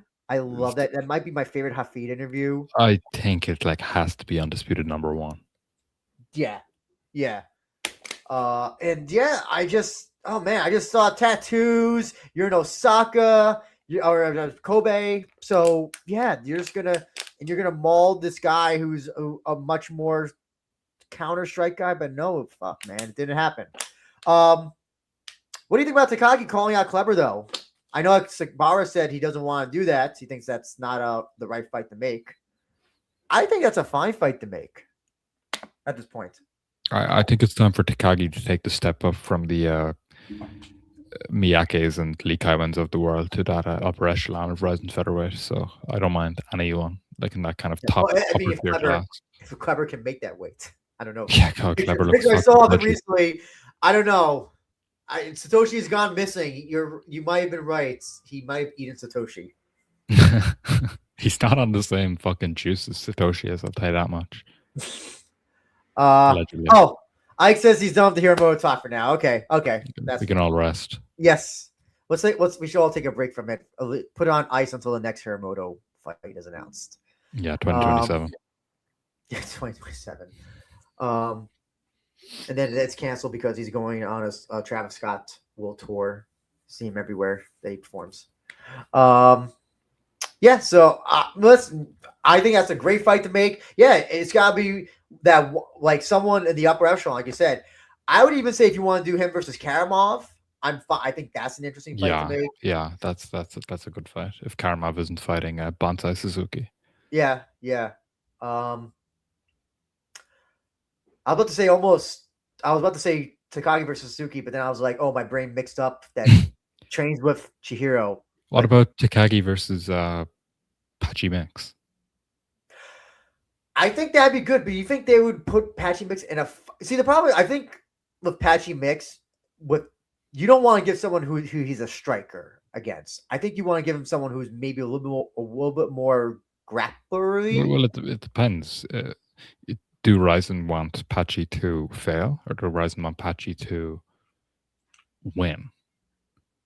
I would assume that they want him, that they want to get someone a name off of him to win. He's 2 fights left, right? Like if like I don't know like what his long-term career goals are after, especially after the Akimoto knockout loss. But you'd imagine like they'd want to use him as like a jump pad to bounce someone off, and then they propel into stardom, like Akimoto did. So like I don't know who can you give him? Well, Pat, the best person for Patchy Mix is obviously James Gallagher. Yeah, at 35. You know that. We're gonna go with who we should face next. Rematch of the century. Yes, 35. Yeah. I see your point. I do see your point. I'm not opposed to that, but I think he has to face someone who has been like a former champion who has competed against those champions. Like a Kleber. Right now on the list of fighters that are like high level, unfortunately, Patchy Mix is not one of them at this point. And I don't even know would a win even there was. I feel like after the Akimoto fight, it's not as it doesn't make as much of an impact the win as it would the second time if it happens. Because now, if Takagi beat him, now it's like, oh, okay, Patchy's even more washed than we thought. And it's kind of like, yeah, I don't know. Do you agree with that? I don't know. Yeah, I mean, it's definitely like the illusion of like world class foreign fighters kind of faded away in the eyes of the Japanese fan at this point. I know we talked about Cafaro and Ren. What about Cafaro versus Takagi? I don't mind that at all. I think there would be a significant height discrepancy, you'd imagine. Takagi's quite long. Cafaro's kind of short and stubby. Bigger question. What about Lee Kai Wen? Do you think he'll come back? I don't know if he talked about his contract as. I think he is a multiple fight deal. Oh, okay, that's good. That's good. You know, if Hagiwara didn't have his eye out of his socket, those two should absolutely fight. I think it would be crazy. You got to keep Lee Kai Wen around. Like that guy's suited for Ryzen. His interview, he hypes up his fight. He brings it, entertaining brawler. Just try giving him someone that he can knock out. You know, like if you can carefully matchmake these other guys. Got it right there for you. Taisei Nishitani. Go to Miura. So is my big brain thinking that he's gonna fight in Ryzen this year because he's training in boxing with the social media guy? Oh yeah, the routine guy. Routine guy. Addison Hall, I think his name is Addison Hall. Ashton Hall. Ashton Hall. Okay. If they book a boxing bout with Kota Miura, like that might be my sign to like break ties from the promotion and just stop watching. Listen, they're gonna give Miura. So again, I guess that's another good example. I don't know exactly how much tickets Miura sells, but we can agree that he's a social media superstar. The biggest out of Ryzen. Yeah, but all his fans don't watch MMA. Yeah, they're all Thai women. Yeah.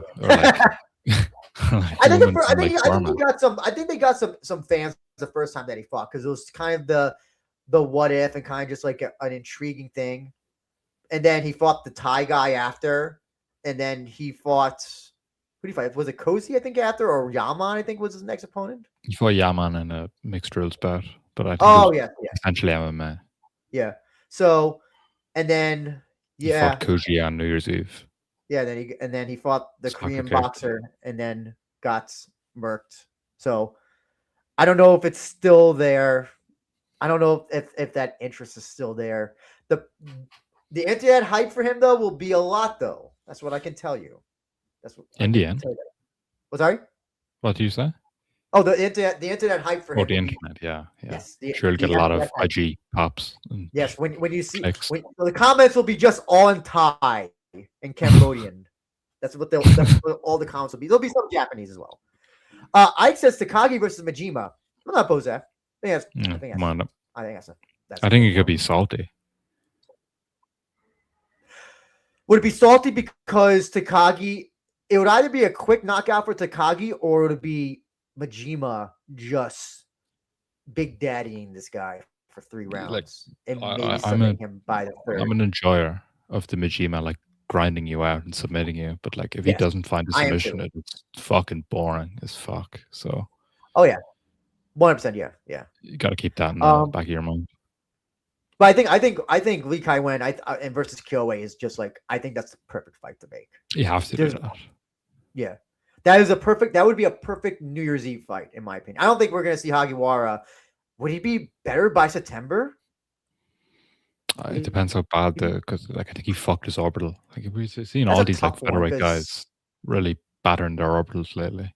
Yeah. A lot of damage. Ah, here's some interesting Ryzen lore. Do you remember this guy, Yuto Uda? Do you remember this Not guy? particularly by name. Yeah. Okay. He fought in Ryzen. He was supposed to be this. He claimed that he was going to make the flyweight division exciting, and then Tatsuki Sawamoto just wrestled fucked him. Do you see his record? Look at that. That's a pretty good record for a young up and comer. A shooter though. What was it?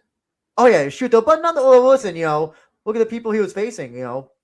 24, 14, and 3, and he defeated him. He had a fight Ryuya Fukuda, and he got a detached I actually watched that fight. Yeah, guess what? He returned to training just last year. So he took a 3-year layoff. Yep, 2 years. 29. Wait, hold on. 23. Hold on. 23. Wait, hold on. Yeah. Over 2 years. Okay, I guess yeah, almost 3 years. So yeah. No, your story just reminded me of that. So we saw the yeah. So detached retina orbital, you can be out for a long last time. Boogie Nights says well deserved for Luis Gustavo. Yeah, we talked about him earlier, but we're very happy for him. And we look forward to Satoshi rematch. Okay, Ota Kintaro pretty much went as I thought. And yes, it wasn't as wrestle fuckery, but Kintaro just doesn't have a good submission defense. So he was gonna get submitted or he's gonna get wrestle fucked. It was gonna be one of those two. Yeah. I thought this match was kind of salty. Yeah, salty match. Probably saltiest fight of the night. Glad it ended in a finish. I don't know. Oh, I maybe the opener, yeah. But I mean, listen, we predicted Ota was just going to wrestle him. Well, okay, so hear me out. I thought Ota, he was going to try to stand and bang with Kintaro, and then when Kintaro kind of hit him a few times, he's like, okay, second round, I just got to take this guy down because he kind of hits hard. So didn't seem like that because I don't think he went for a takedown in the first round at all. He just seemed to be standing with him. Yeah. That's at least what I thought when I saw this fight. There's just a skill discrepancy here. Like there's nowhere near on the same skill level. Yeah. Like especially in terms of MMA grappling. Like I don't know what Kintaro is doing at ATT, honestly, to have this poor grappling defense. Selling his gold watches in Florida. Yeah. What was that all about? I have no idea. I still haven't figured that out. Like he like babysits Haraguchi's dog apparently. Helps him fish. Yeah, like I don't know what the fuck's going on there. Kintaro he's also just never been a good fighter. No, I think he's always been he's been like the comically like when people look at Ryzin, they go like Ryzin is a bunch of jobbers fighting in the who are these like random Japanese guys who have like horrible records. It's either Hagiwara or Kintaro is like the example, you know, Yeah. just like And comically it's funny you bad asked that. fighters. Someone, so when this video went up, when it originally went up, there was a comment from, I think it was someone named Angel Halo, who's like, "Why is Kintaro booked despite the fact that his record sucks and he loses a lot? This man sells tickets. This man knows Yeah. people, both of the savory and unsavory side." So yeah, listen, it's so, I know it's almost foreign.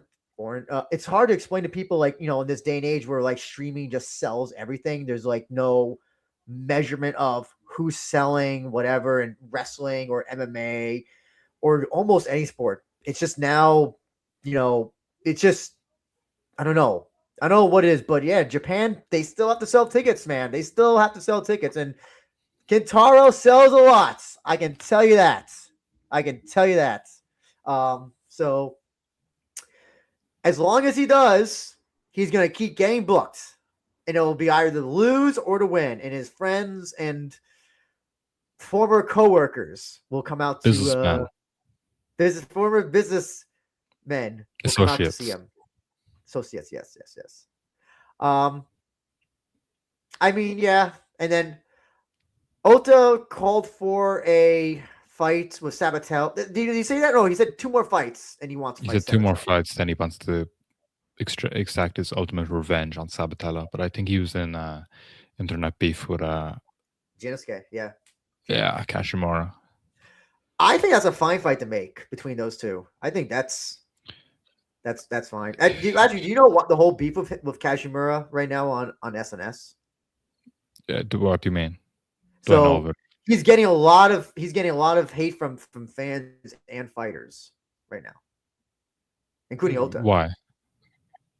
So you saw the deep fight where the guy broke his leg. Oh yeah, and Kashimura celebrated it and stuff. Yeah. Yeah.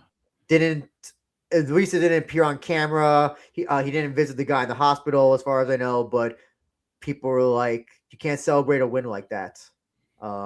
It's very disrespectful and all that." I say with all due respect, but like Kashimura doesn't strike me as the intellect type, as the guy with this massive brain. He kind of seems like an airhead. It's like, from my personal own like observation. Though I think he's a great MMA fighter, yeah. Like maybe just like put the Twitter down for a day, because I don't think he comes off well. At least he doesn't come off well for these like grok translation, The other thing is that Oda said that he doesn't want to take a fight against him because it'll probably get canceled because he'll get arrested for weed again. I have to say that did make me laugh. That made me laugh. Kashimura got arrested and they checked his bag and they found a bag of grass clippings. Yes, yeah. I think that's I think that would be like if you want to do a number one contender, I think that's a fight you can do. But do you want to get Ota in that contention again? Because like I back Kashimura's skills 100%. I think that guy's a fucking stud of a grappler. I think that guy has ability. Yeah. But like I think Ota, as far as I know, like just seems like a kind of like a wrestler, nothing else. I don't think. No, yeah, I agree. Yeah, I think if on their bulletin board they're like, we need a championship fight for Super Ryzin or New Year's Eve, I think Kashimura should get it because nothing happened to him in the fight, so he's good to go. And he's the deep interweight. Deep. Oh my god, I can't speak. Deep interim featherweight, isn't it? So bantamweight. Interim. Oh, sorry, interim. I forgot. I didn't know that deep had interim. I just figured that they just passed the belt on. Yeah, you could do that. But if I think they want to. I feel like Ryzen really wants Oda to work out somehow. But why? They've tried because he's an Olympic wrestler and he has a silver medal, and that's always been kind of a thing for Bara. Is that he's tried to get these these judo guys, Ogawa and Pride, Yoshida, and they've just never have been successful. These people. What was Yoshida? Yoshida was a judoka, right? Yes, yeah. Was he an Olympic medalist? Yeah, I think he was. I thought he was. I know that Ogawa was. I'm pretty sure Ogawa was part of the pro wrestling thing. Yeah. So they tried to make it work. Miyu Yamamoto, I think, also was involved in the Olympics as well, or at least the She Yamamotos just bronze, right? generally. Sorry. She won bronze, didn't she? Yes. Yeah. And then I think they tried to get, was it Sawada? I think Chihiro Sawada. And then yeah, that obviously that didn't pan out. So and then yeah, they regularly try to get Olympic wrestlers. The guy who's with New Japan, Aaron Wolf, that guy they try to get as well. I don't Wait, know who what? he. Do you remember Ryzen 50 when 2 Olympic wrestlers Yes, yes, were in the yeah, ring? yeah, And I yeah. can't remember what they were uh, actually in the ring for. I don't recall the translation, but what was that all about? Do you remember? Yeah. What were they trying to I do think there? I was another thing of like just they may have been invited and they're like, hey, come in the ring to say something, and kind of like, hey, come join the Yeah. team. Remember, Satoru Soyama's son came. Tiger Mask Jr. came, Yeah, yeah. and that never happened. That That worked never, out beautifully. yeah. So yeah, they've always yeah. So yeah, that's sorry, Boogie Nights. I see you have a lot. You're saying a lot. I promise I'll get to your stuff, and so I will to you, Ike. So yeah, if they want to do Ota versus also here's the other thing as well.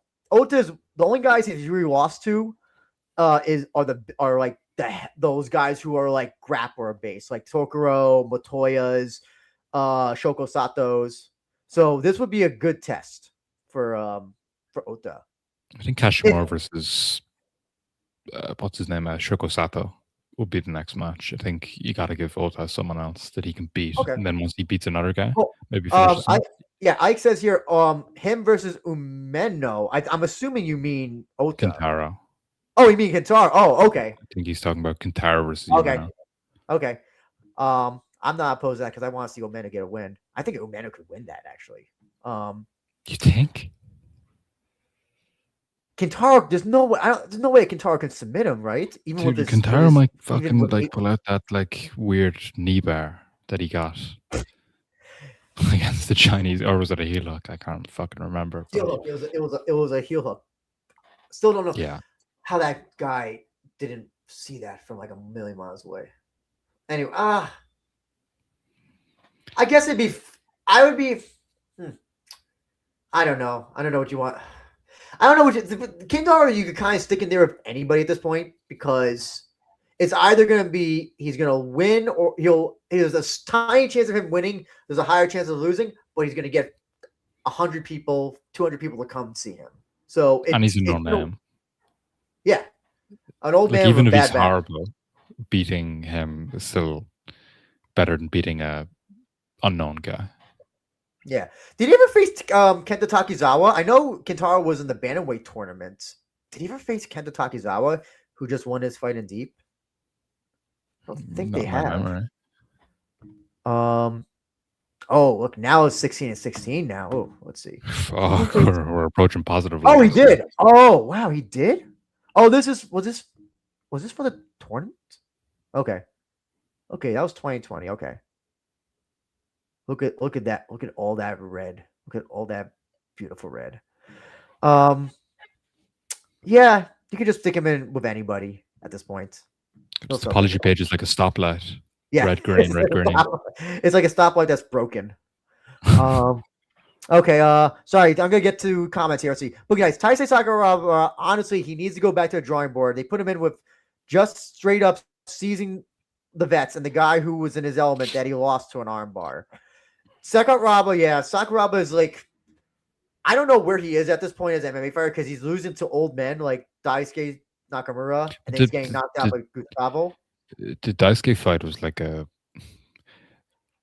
That was supposed to be an easy win for him. That was like the easiest win on paper. Yeah, but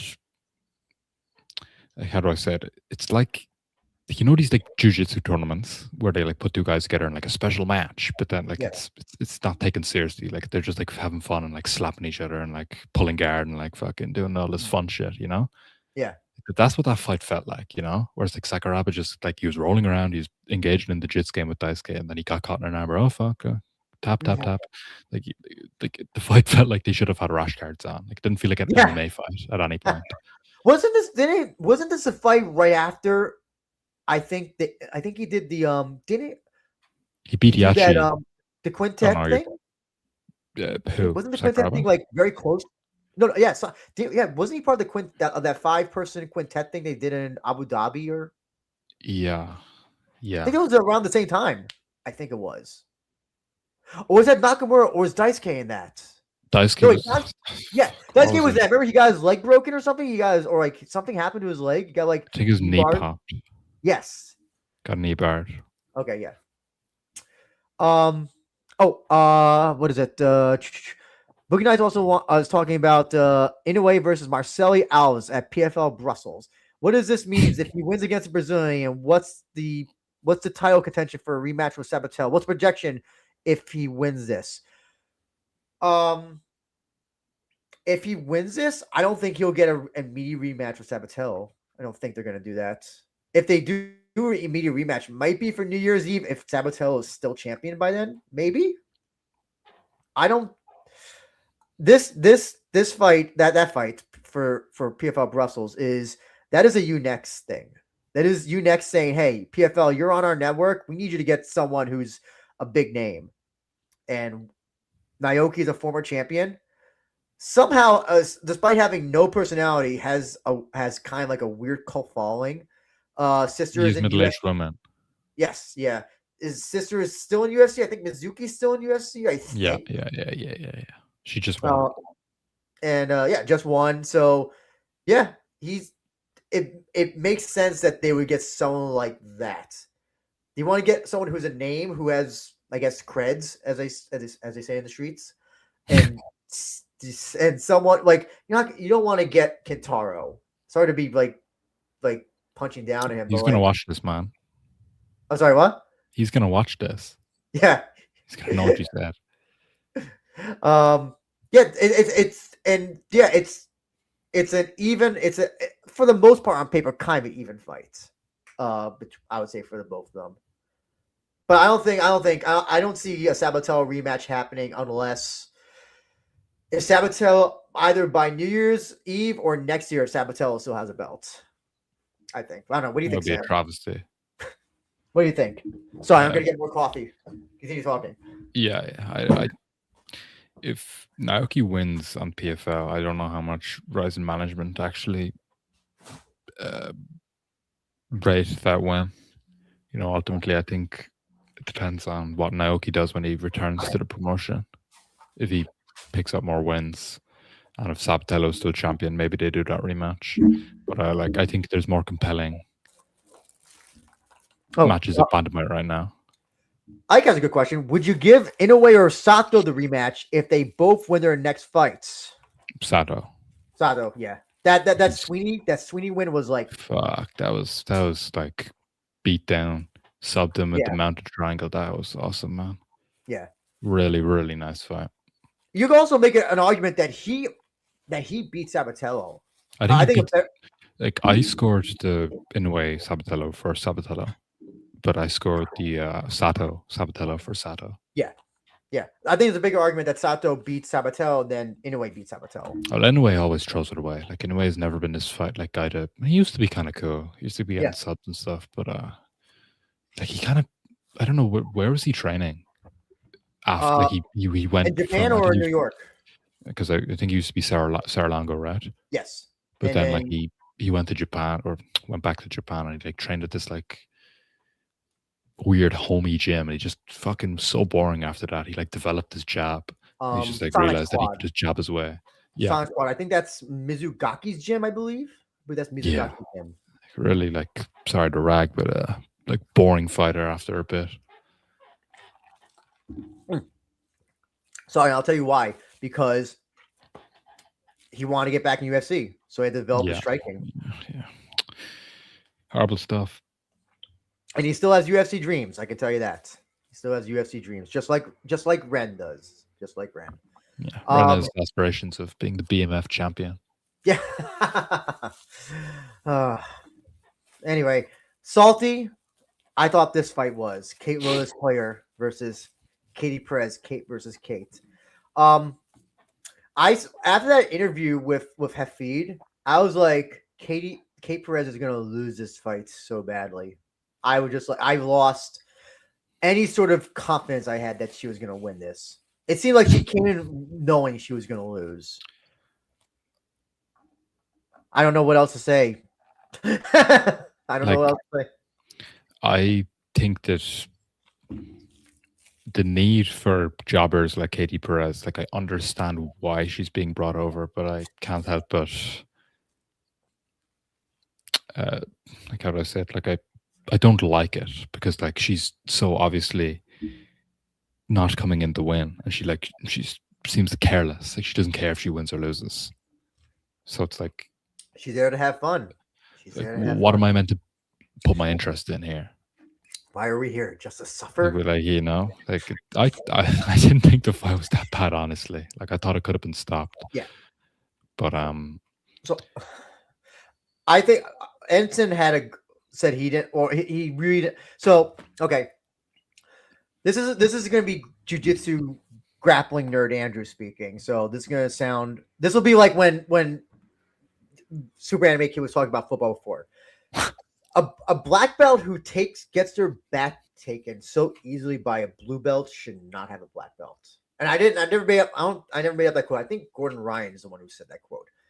And in this case, I am not so sure how Katie Perez, with all due respect to her jiu-jitsu credits, got a black belt if you are getting your back taken and almost choked out by Kate Lotus player, who if she's not a blue belt, has to be a white belt. I cannot believe a purple belt at this point. It's more, and I there are times where there needs to be jobbers. I get it. My issue is that with this, it was clearly this fight doesn't make me think that Kay Lotus is like a better fighter after this fight at all.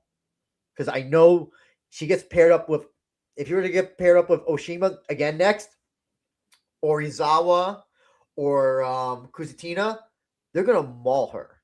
It's gonna be zero. It's gonna be zero effort, or it's gonna be zero. Whatever.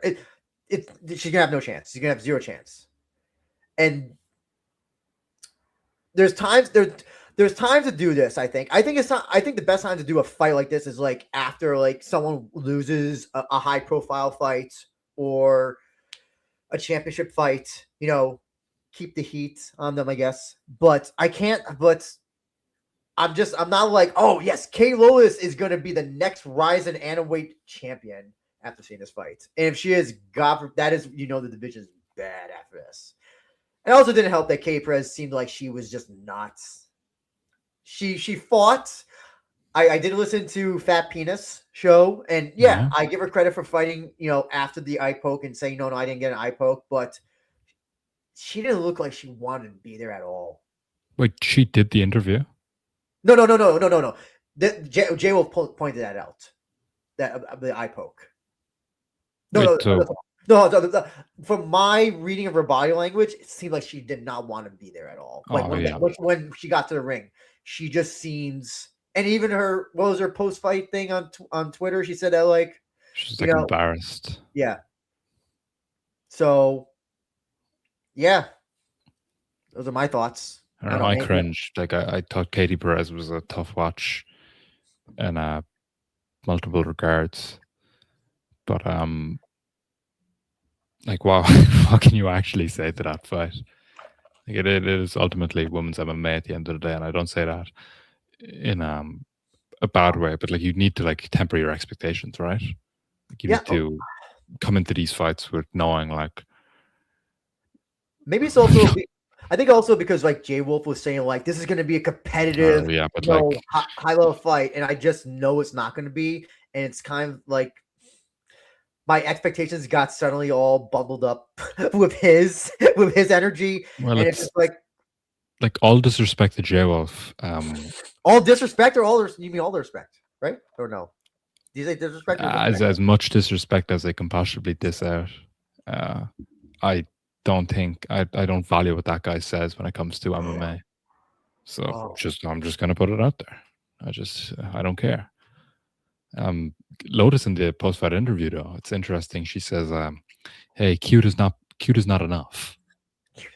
Being a cute fighter is not going to cut it." Is what she said, verbatim. And then she said, "I wanted to aim for the finish. Her current goal is the deep belt." Who's even the deep? Is it? It's Izawa, right? Surely she vacated. She can't sit on a fucking deep belt too. Listen, Mizuki Inoue was champion, still is champion, I think, of flyweight or strawweight. God. No, wait, no. She vacated. Yeah, hold on. Let's see. She vacated 3 months ago. Yeah. Deep Adam. Izawa did? No, I was joking. Like Mizuki did. Finally. Oh, okay. Let's see. List of deep champions. Wikipedia. You are going to. Oh, it says vacant. I don't think Wikipedia updated. Okay. Seika Izawa. By the way, J Wolf, I respect your opinions, despite how wrong they are. 99.9%. I don't respect his use of certain slurs beginning with the word R, or the letter R, rather. Chill out on that. Let's see. Oh my god. Okay, Deep Jewels. Okay, when was her last fight in Deep Jewels? Okay. Seagram Park was Deep Jewels 44. What? Okay, so she won the belt. Okay, is Seika Izawa the deep atom weight champion? Let's see. Yes, Seika is the undisputed champion of the atomweight division. Although she oh wait, no, she's a reigning. Okay, this is what AI says. She is a reigning champion of the Deep Jewels. No, wait. Okay, never. Whatever. What is going on in Deep? Oh my god, yeah. Can somebody who's more into Deep lore, because she could be champion. But she vacated the Ryzin championship. Yes, that we can all agree on that. She didn't do anything with This is where I need CJ's help. This is where I need CJ or a WMMAC now. Chuck, I need your help, Chuck. Please. If you can telepathically hear me, come to the chat and answer this, please. But she was posting on her Twitter like, "I can't wait for the match soon. I can't wait to play I can't wait to play the game." I was like, "What the fuck is this?" I thought it was gonna like Triple H's music was gonna play or some shit. It's just I don't know what she's talking about. Like, you're pregnant.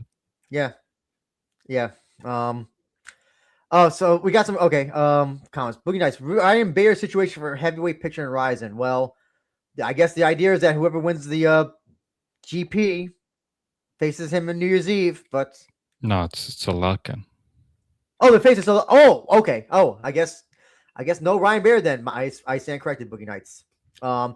Just believe it as Bar needs to give Lotus a finished speech. That's true, man. Really, like, I know. Listen, we're not the biggest fans of Sabatel, but at least Sabatel does have one finish in Ryzen. You could give him that, but Lotus has 0. But she only has 1, 2. The Reina fight she lost, so, and the Oshima fight she lost too. So all of her wins are Ryzen fights. All of her fights at Ryzen, all of his wins are all decisions wins. Yeah, she lost to Reina, beat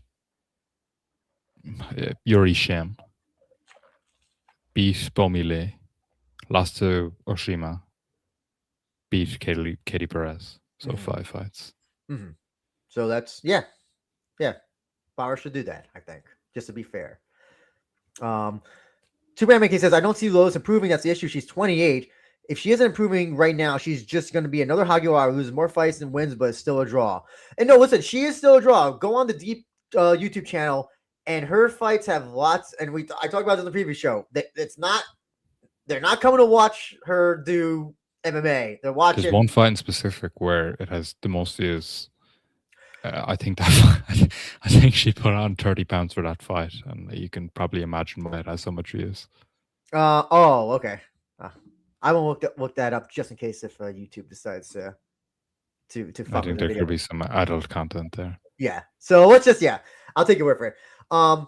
They had no. I don't know about it. This is passed on by like info from a friend. Oh, sorry, what was that?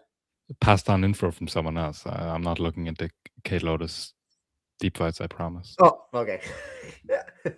um, Noelu was on commentary, so I think they're gonna probably do that fight next, Kate versus her. That's good. Like, that sums up women's MMA and Ryzin right now.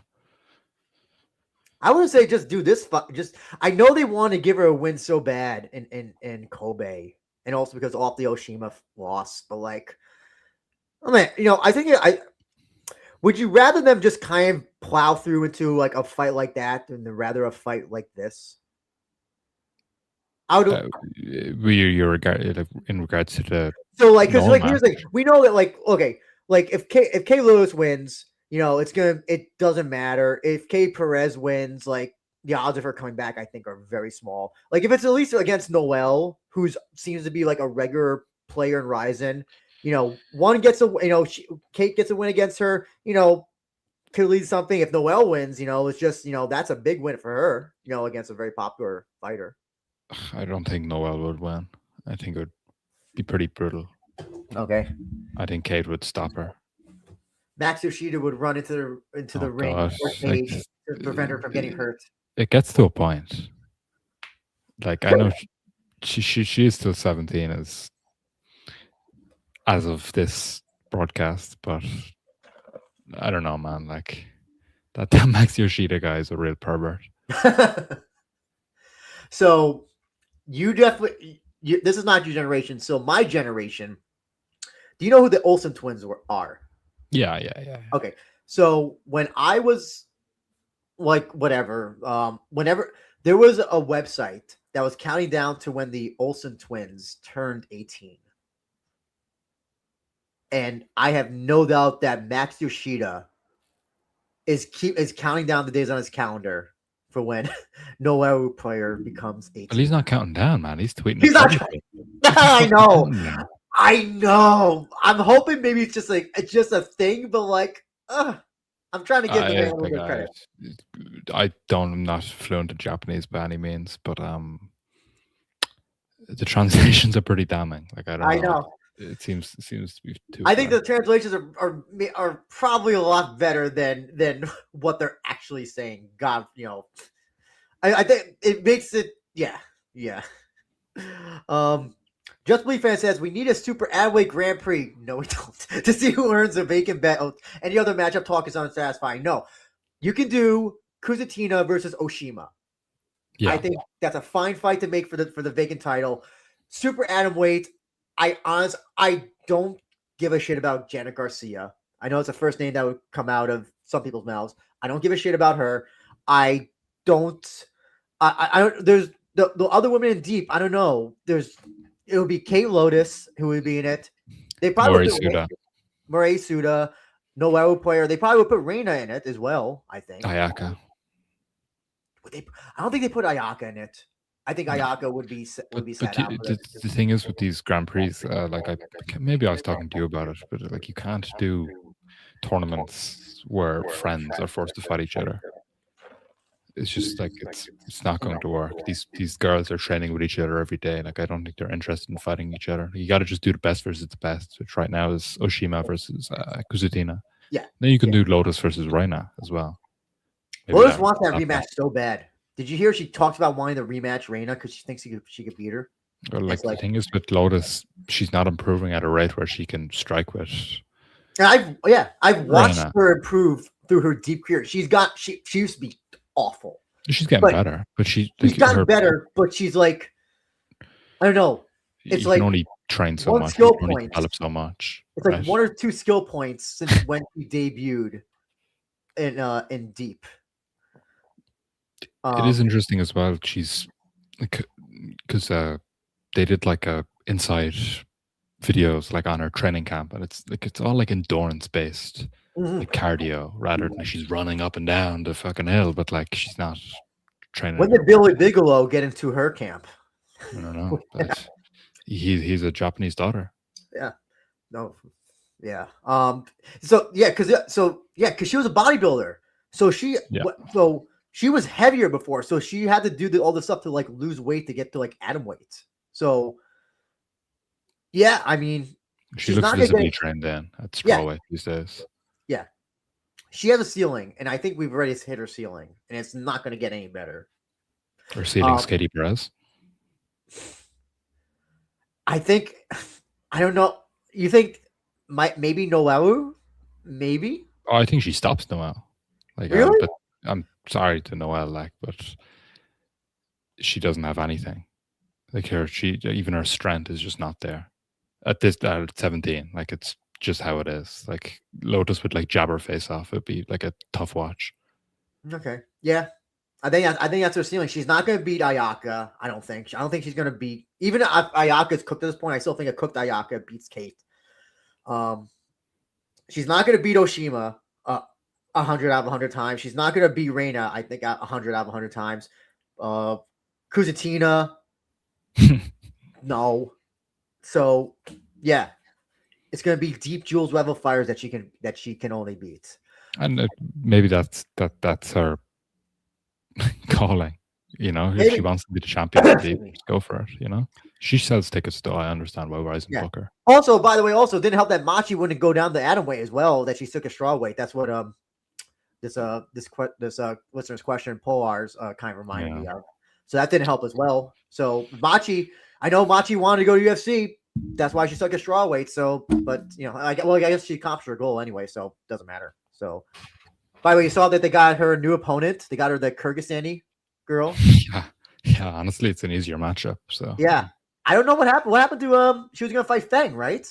Yeah. Did they switch your opponents, or did Feng pull out? They switched the brackets. So Feng is fighting. I think Feng is still fighting, but she's fighting on the other side of the bracket. Oh, I see. I don't know. The Kyrgyzstanis are kind of killing in MMA. Yeah, but it can happen. Yuro Yanagawa, man. Yeah, yes.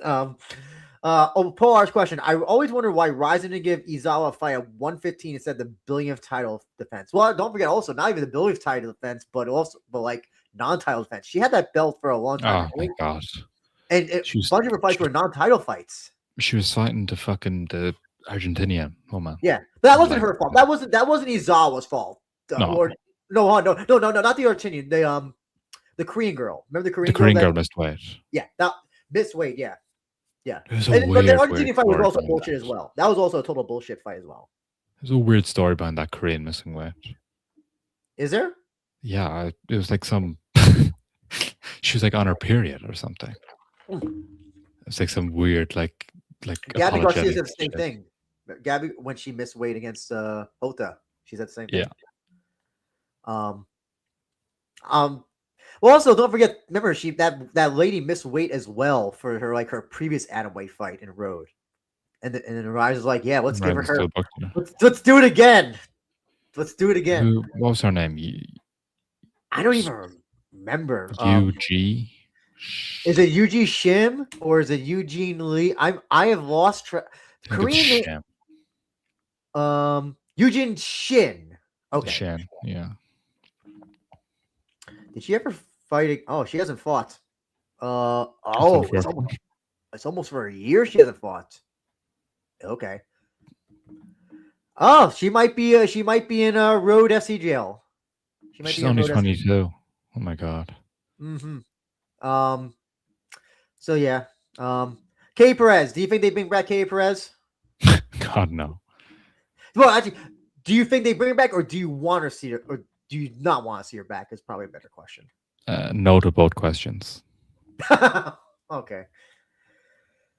I mean, I unfortunately have to say it, but yeah, I am.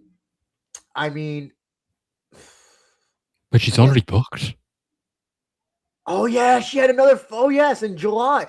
She had this fight as well. International war crimes. War games. Oh my god. It's like, what the fuck? I think war crimes would be you get me more interested in the show if it was called International War Crimes. What is that poster? USA. This is like Combate global level of like, Dude, oh. This is not on fucking Apple TV. Like, what are they doing here? Cable and streaming. Prime Video. Oceanside, California. J Wolf might. I don't know how far. Oh no, it says Triller here. But I guess because Wait, no, this doesn't make it. It's on GSP's commentating. Dude. What? What is this show? What the fuck is this? Go back up to the poster. LJ Porte, Sad Ul Hassan, 10 and 10. Who's this? Kevin Bohan, 10 and 10, taking on. Is that Ukrainian? Ukrainian. Okay. What the fuck? But he's a Polish name. I was so confused. I was like, that's gotta be a Polish name, but it's Ukrainian. Okay, hold on. 10 and 10. ATT Portland. ATT Portland. Listen, I'm sure ATT Portland is not as good as ATT. Wait, he beat Abaja. Oh, that's where I recognize the name from. Oh, okay, that's why I remember that. Oh, I recognize the name now. Okay. We just stumbled this into like a rabbit hole here. Oh my god. Okay. Are you at all gonna watch? This can't be like the entire special. Oh, what's this? Why does it say Japan though? I don't see anybody from Japan here. See why is there like? Why does Brazil not have like the grunge filter on the flag? But all the other ones do.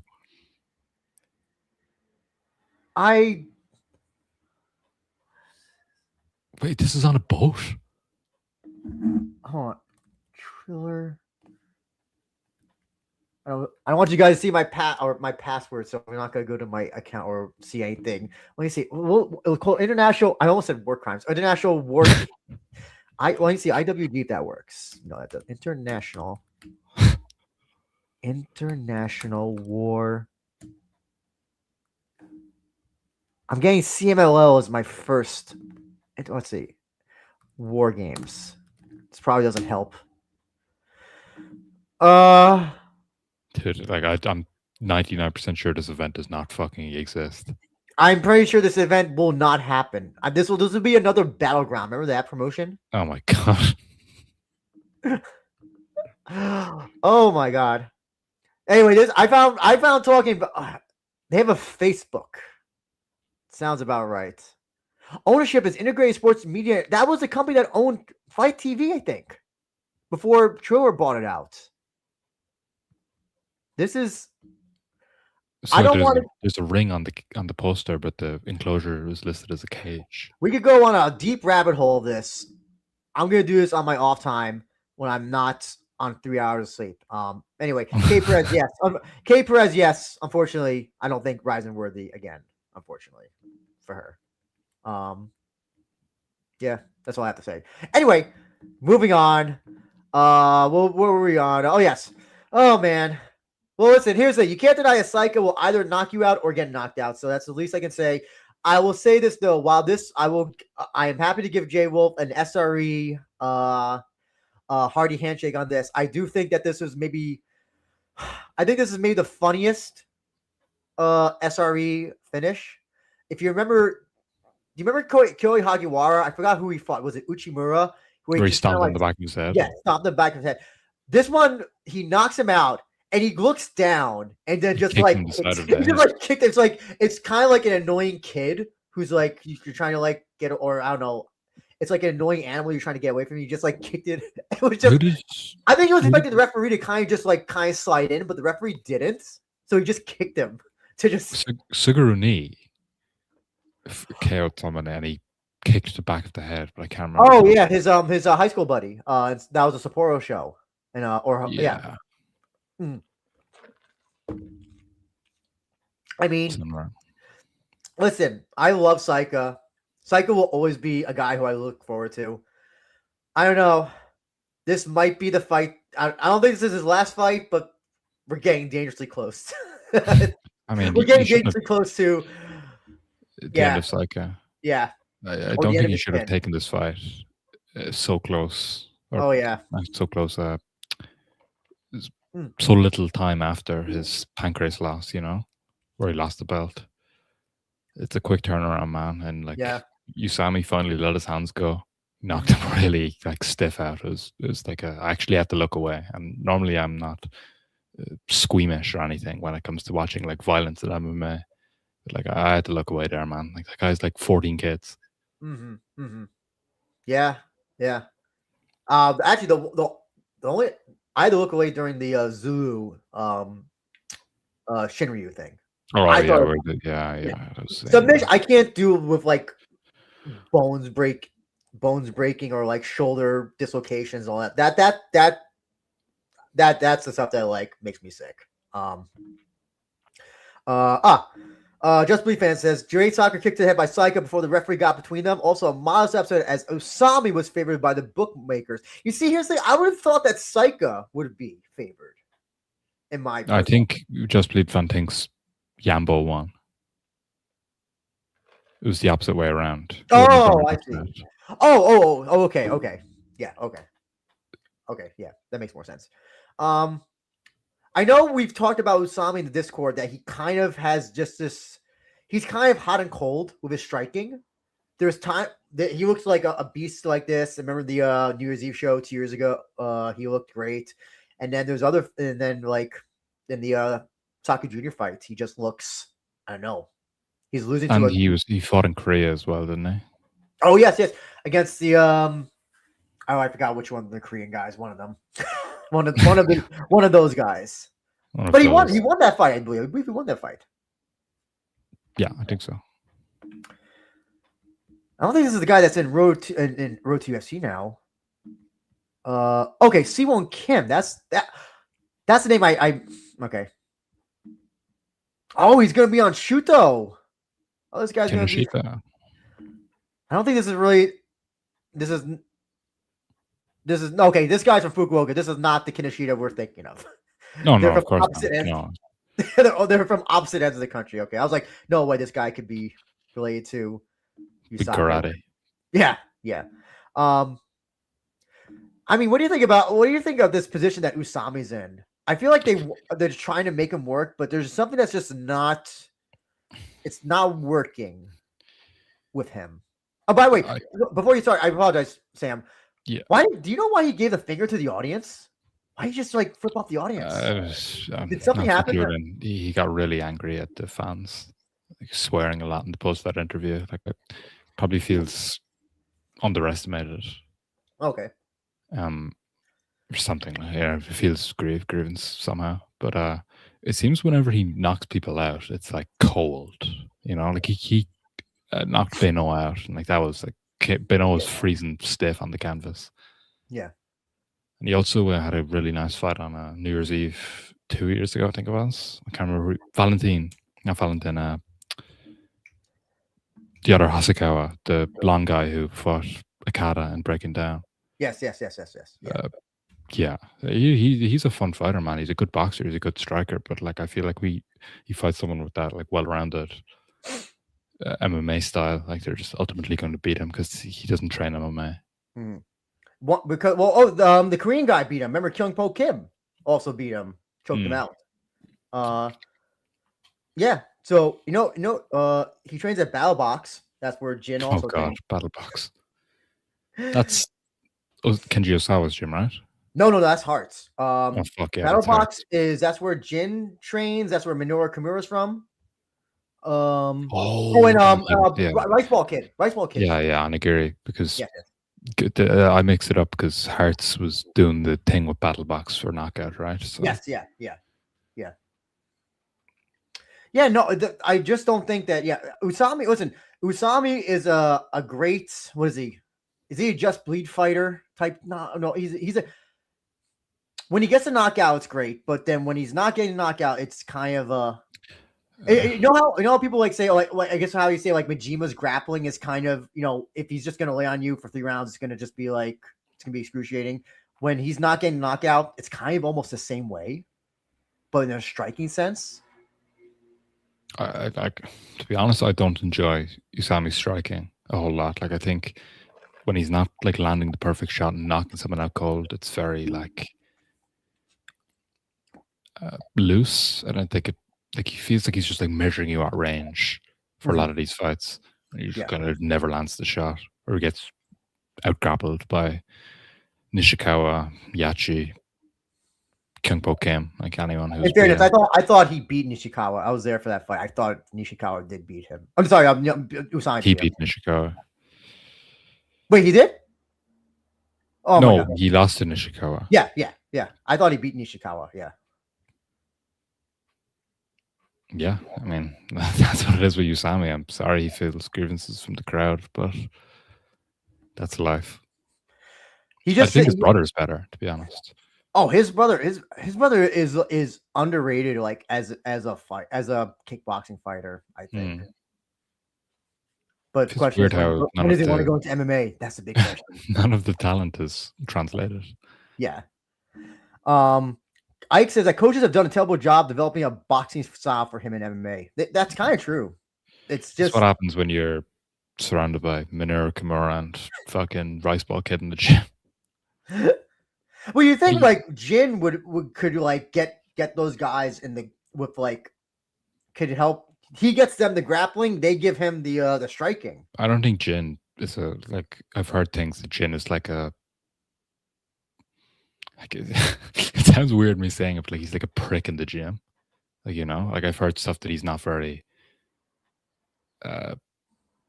compatible with these people in the gym. He doesn't really train with them. Like he's kind of like a lone guy, and when he does train with someone, it has to be like a close friend. Gotcha. That's what I've read on socials. I can make comments after. We talk. Yeah. Okay. Superman King says, I think he wanted to look punk rock. You talk about Kansai being gay. I forgot he is from Osaka. I forgot about that. But like, why would he flip off the crowd? That's not. He's Hiramoto's boy. Kind of. Nah, he's around Hiramoto a lot. He was there when it's like the worst. Oh yeah, he was part of Team Black. I said Black Rock, Black Rose. Black Rose during New Year's Eve '49, but he was there when they met Crawford. When him ran. Oh yeah, Crawford, Usami. Yeah. Isn't it funny that did not go at all viral anywhere, but Onpo getting beat up by Strickland made the rounds around everywhere. What do you mean? Well, Crawford didn't. I did not see one person who was in boxing or I seen a post on Ring Magazine where it's like I think they're in like a Louis Vuitton store. Ring Magazine will print where, but like compared to what happened with the Strickland Onpo thing, like it is like night and day, like just in terms of like the crossover.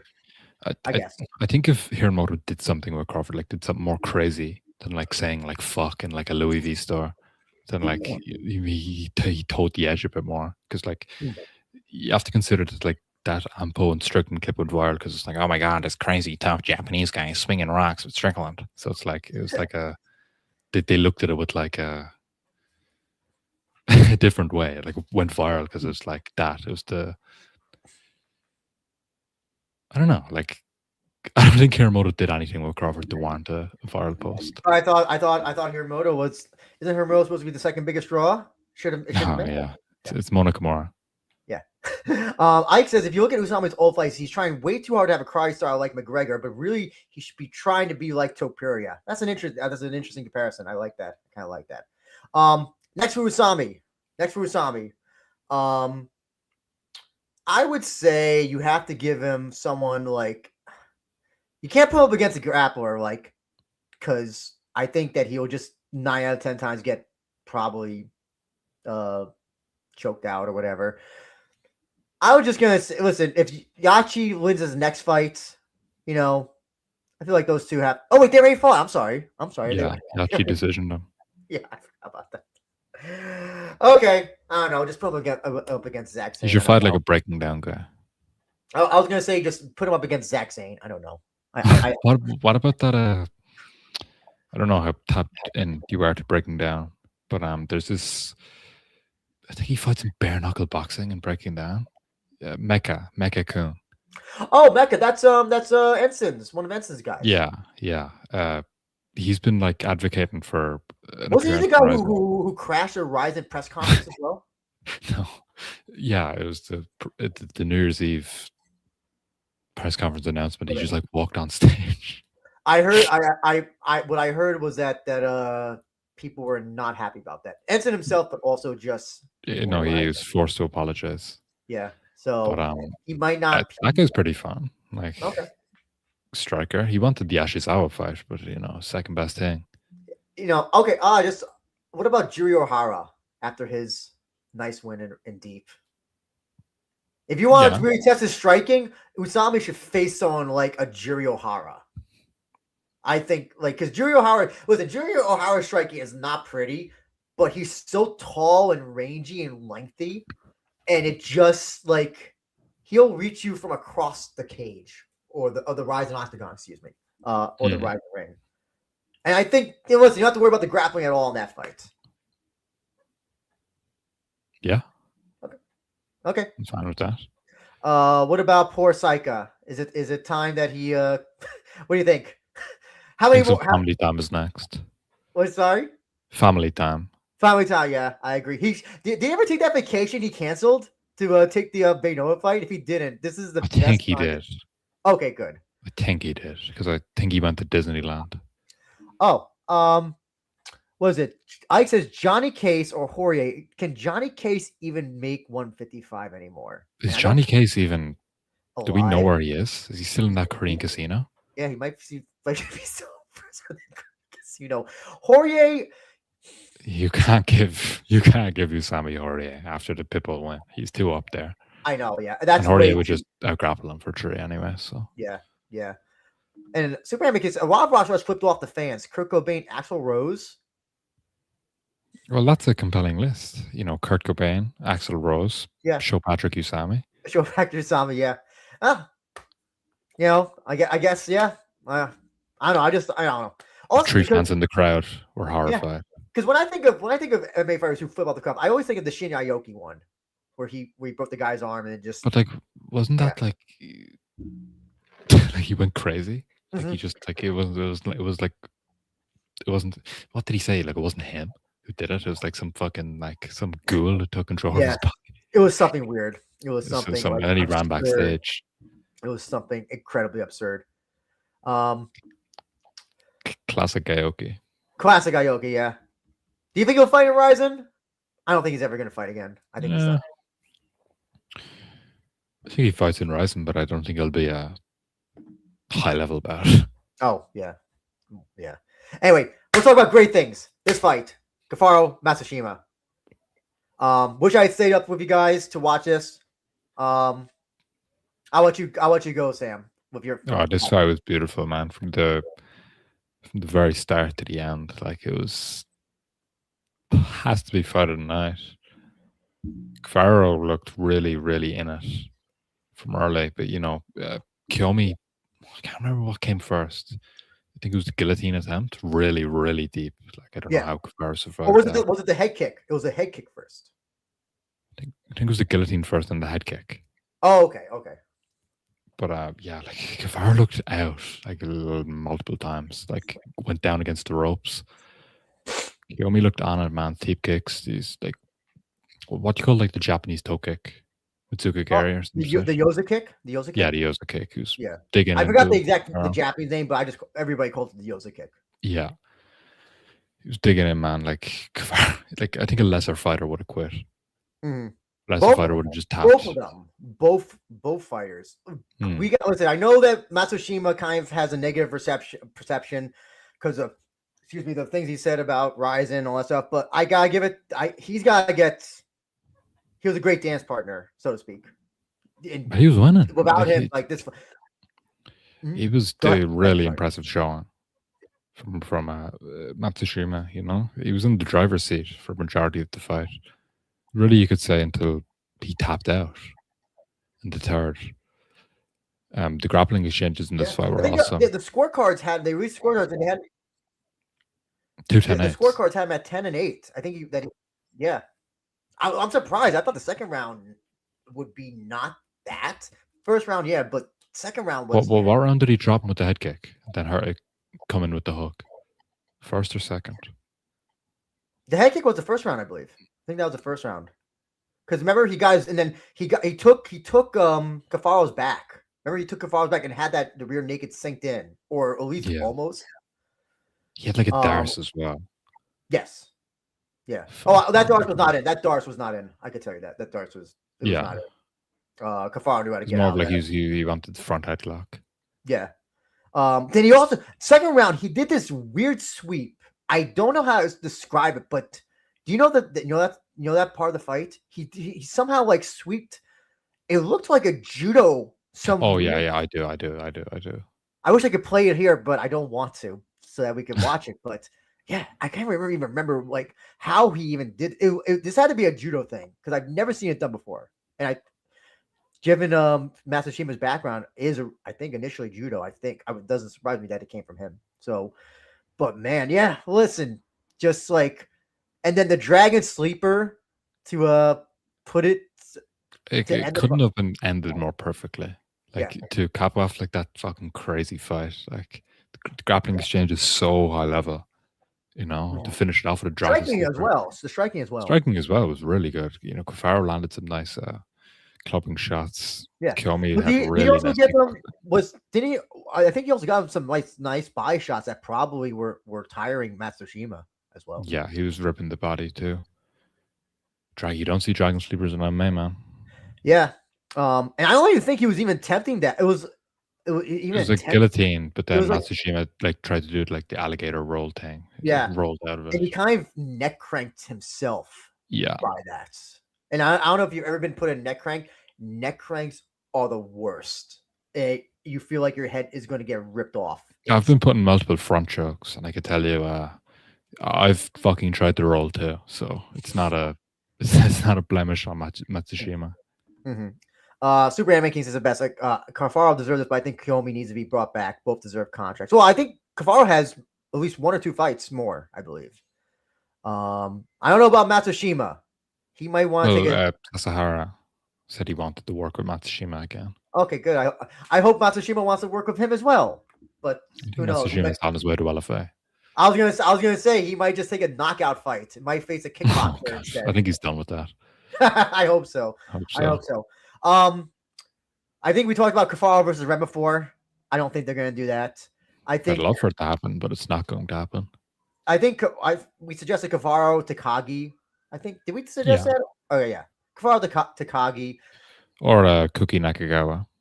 Oh, they're Cookie Nakagawa. Yeah. I'm fine with also like Cafaro versus Vugar. I think would be a fun fight. I think they're going to put him against a Japanese guy, though. I feel like that's what they're going to. Yeah, I think that's what they're normally going to do with foreigners from now on. With the more, I guess, experienced for. Well, I don't know. They put Kay Perez and Kate Lotus. She has experience. I should say that she has experience, but not the record for it. Yeah. So I think that's what they're going to do. More of that. I'm happy with Cafaro against anyone, man. Like when he originally signed to Ryzin, I told everyone that this is like the fighters Ryzin need to be going after. Yeah, he's old, but like the guy's exciting, and the guy brings it. And the guy obviously has the personality to back all this shit up, which is all you can ask for in a fighter, to be honest. Yeah, Cafaro's cool as fuck, man. And the social media game as well. By the way, also I don't know if you saw he lost his wallet in Kobe. And he didn't realize that until he got to Shinkansen. He was drinking. I don't know. I just saw he wrote in Japanese. I don't know. I think he left it on the Shinkansen. I believe. I think he dropped them in the Shinkansen. So, we wish the best. Hopefully, he gets his wallet back. At least it's not his passport, as far as I know. So, sure. But Matsushima, man, listen. I think I have no problem running back that Karamov fight as long as Karamov doesn't eat a live squid or something. Oh yeah, he ate oysters, I think, for the first fight. Yes, you come from a country in the Caucasus, and you're like, first thing I'm doing in Japan, I'm gonna eat a seafood. Anyway, never change, Karamov.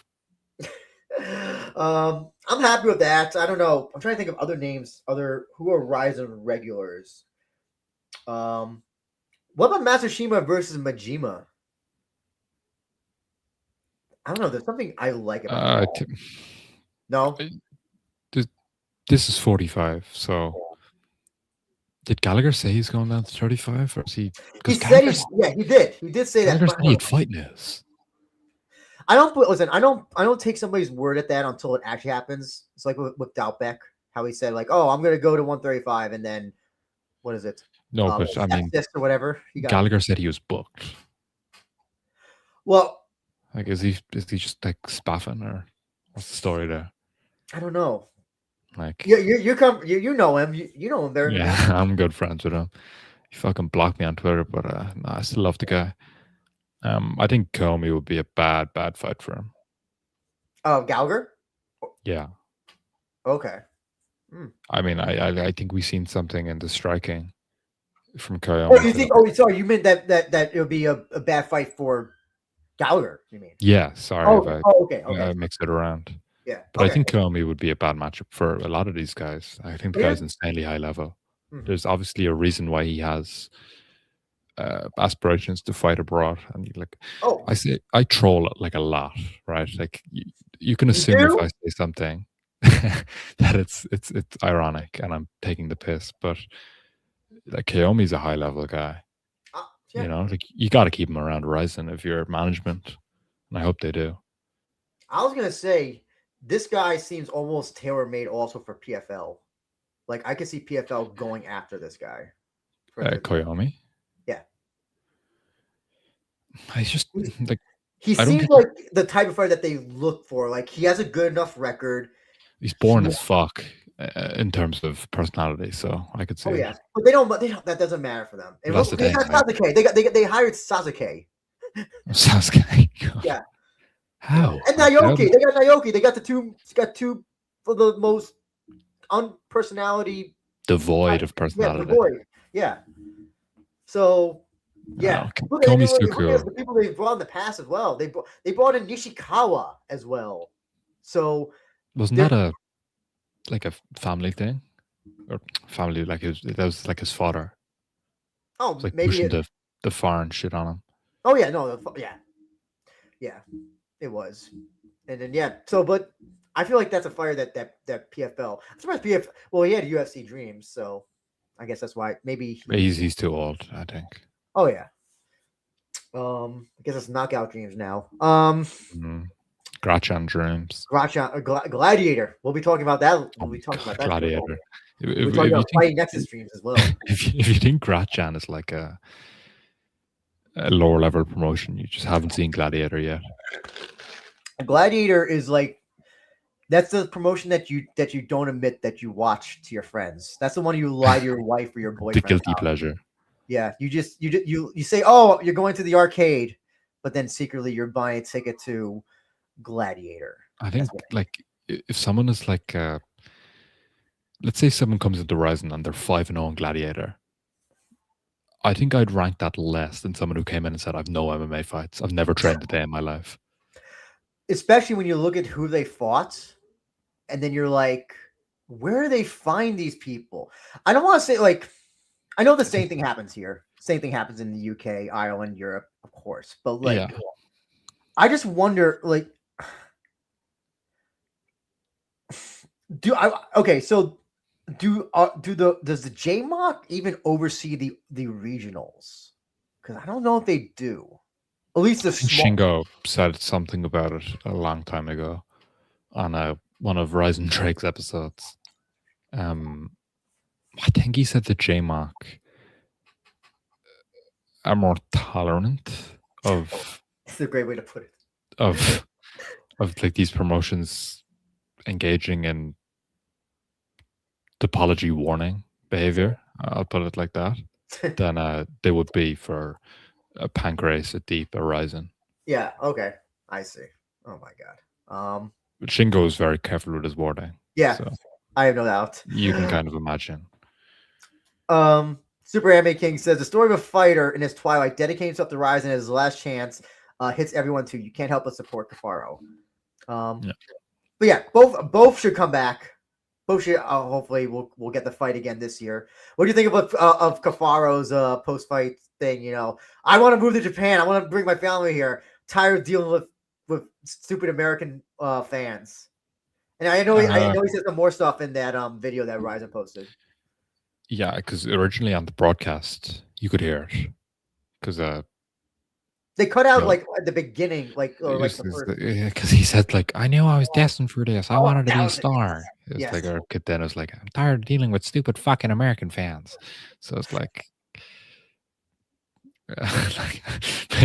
like I thought it was a bit cringe, but like a good cringe, you know. Mm-hmm. Americans are Americans.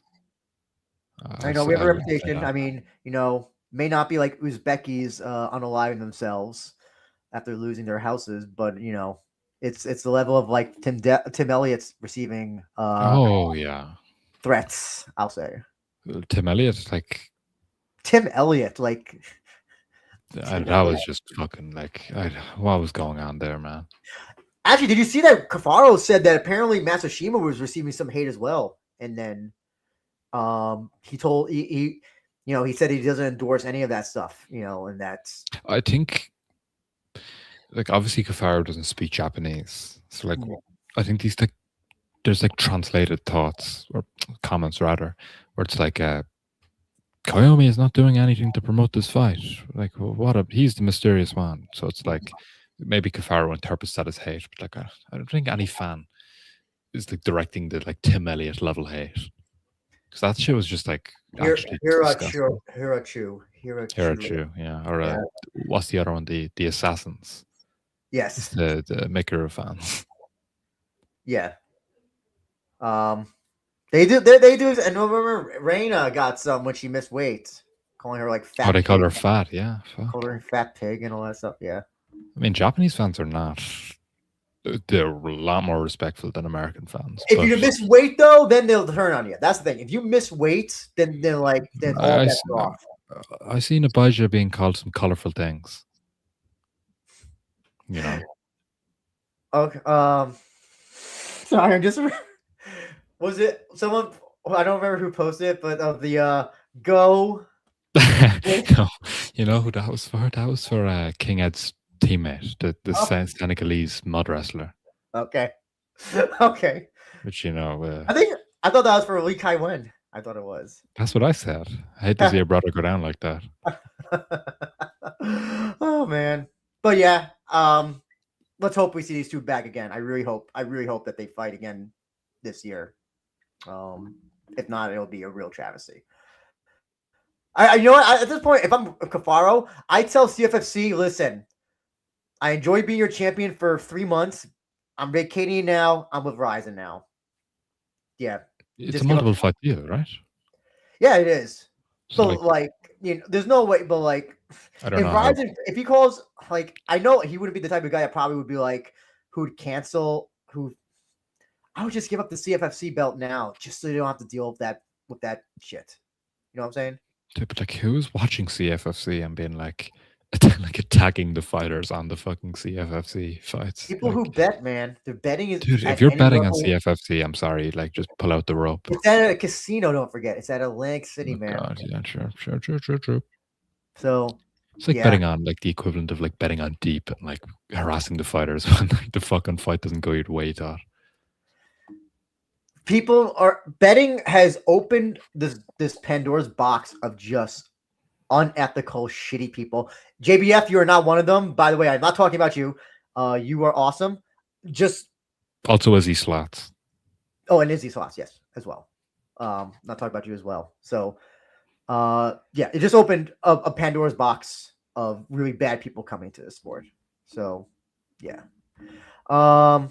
Okay. Anyway, sorry. We got a little distracted. Daiki Lightyear, Genji Omeno. I did cry when Omeno. I knew as soon as I saw that butterfly guard that Lightyear was doing, I was like, oh, he's gonna do a triangle, and then that fucking happened. No, just like, oh, it's like trying to scream at the killer, at the person. The killer's right behind you, and it's yeah. That's why I felt like. That's why Umeno made his match. Actually, so you know what Ueda told Umeno after his fight?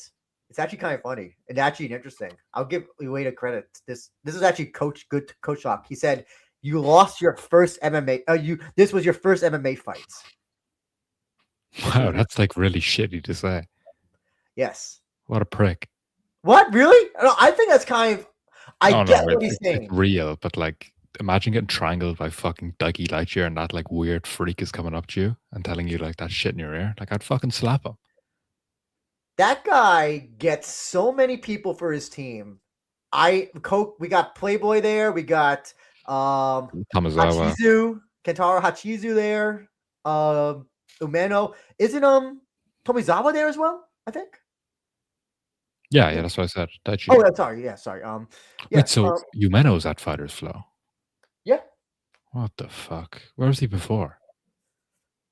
I think he was just doing kickboxing gym. I think he was No. at Fire's Flow when he turned MMA I mean, went into like, MMA full time.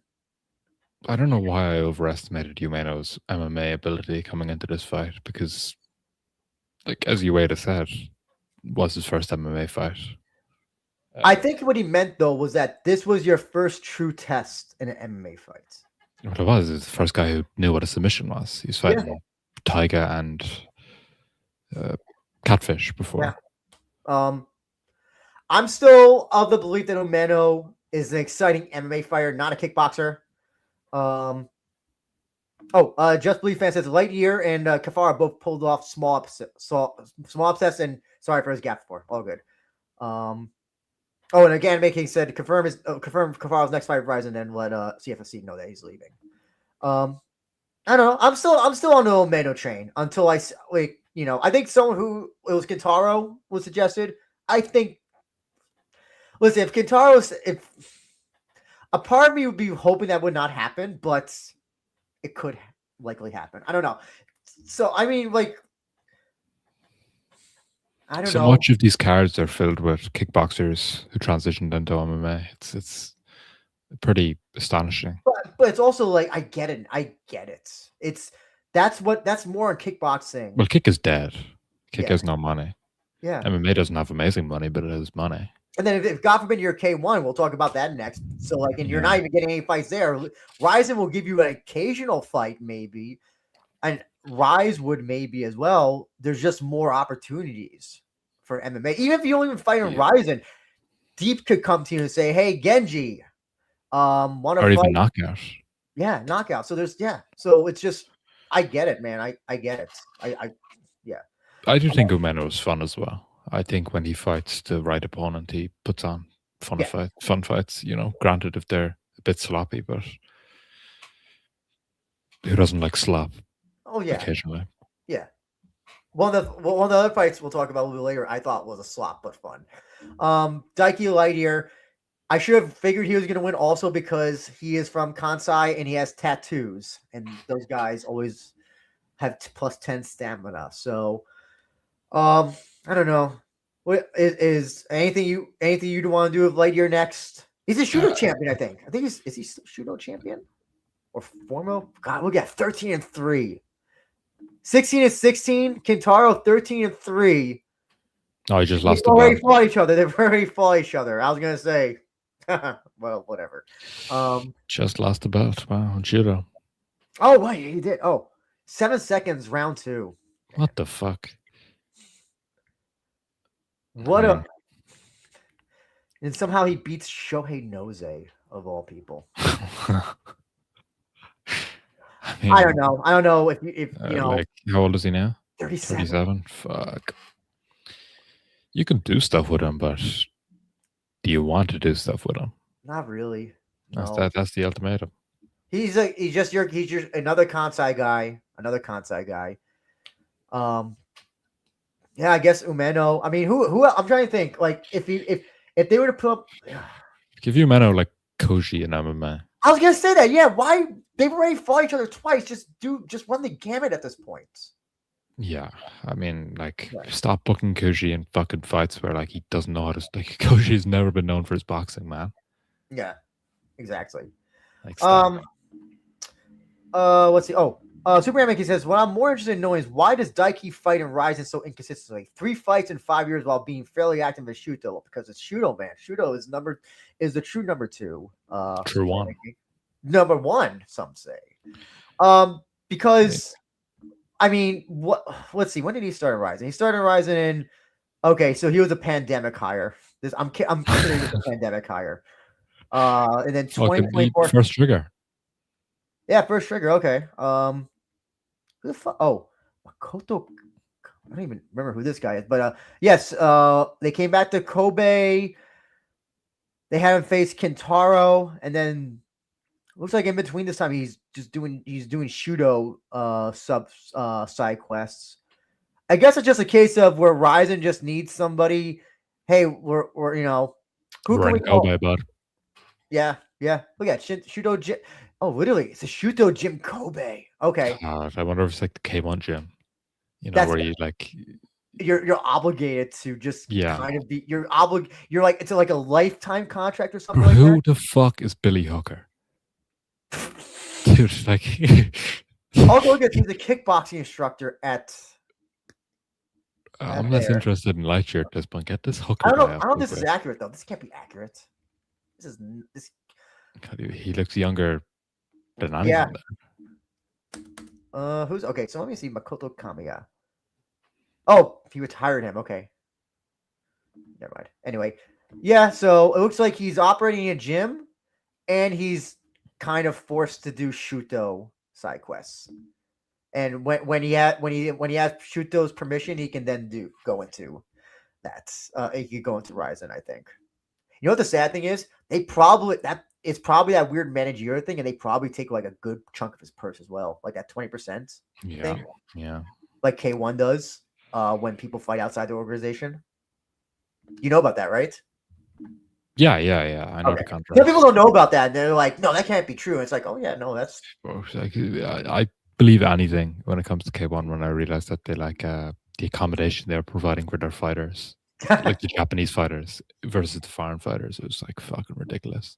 I know, man. They were putting like Takeru, like when he's fighting in championship fights, and like a they like dump him in some like family's home.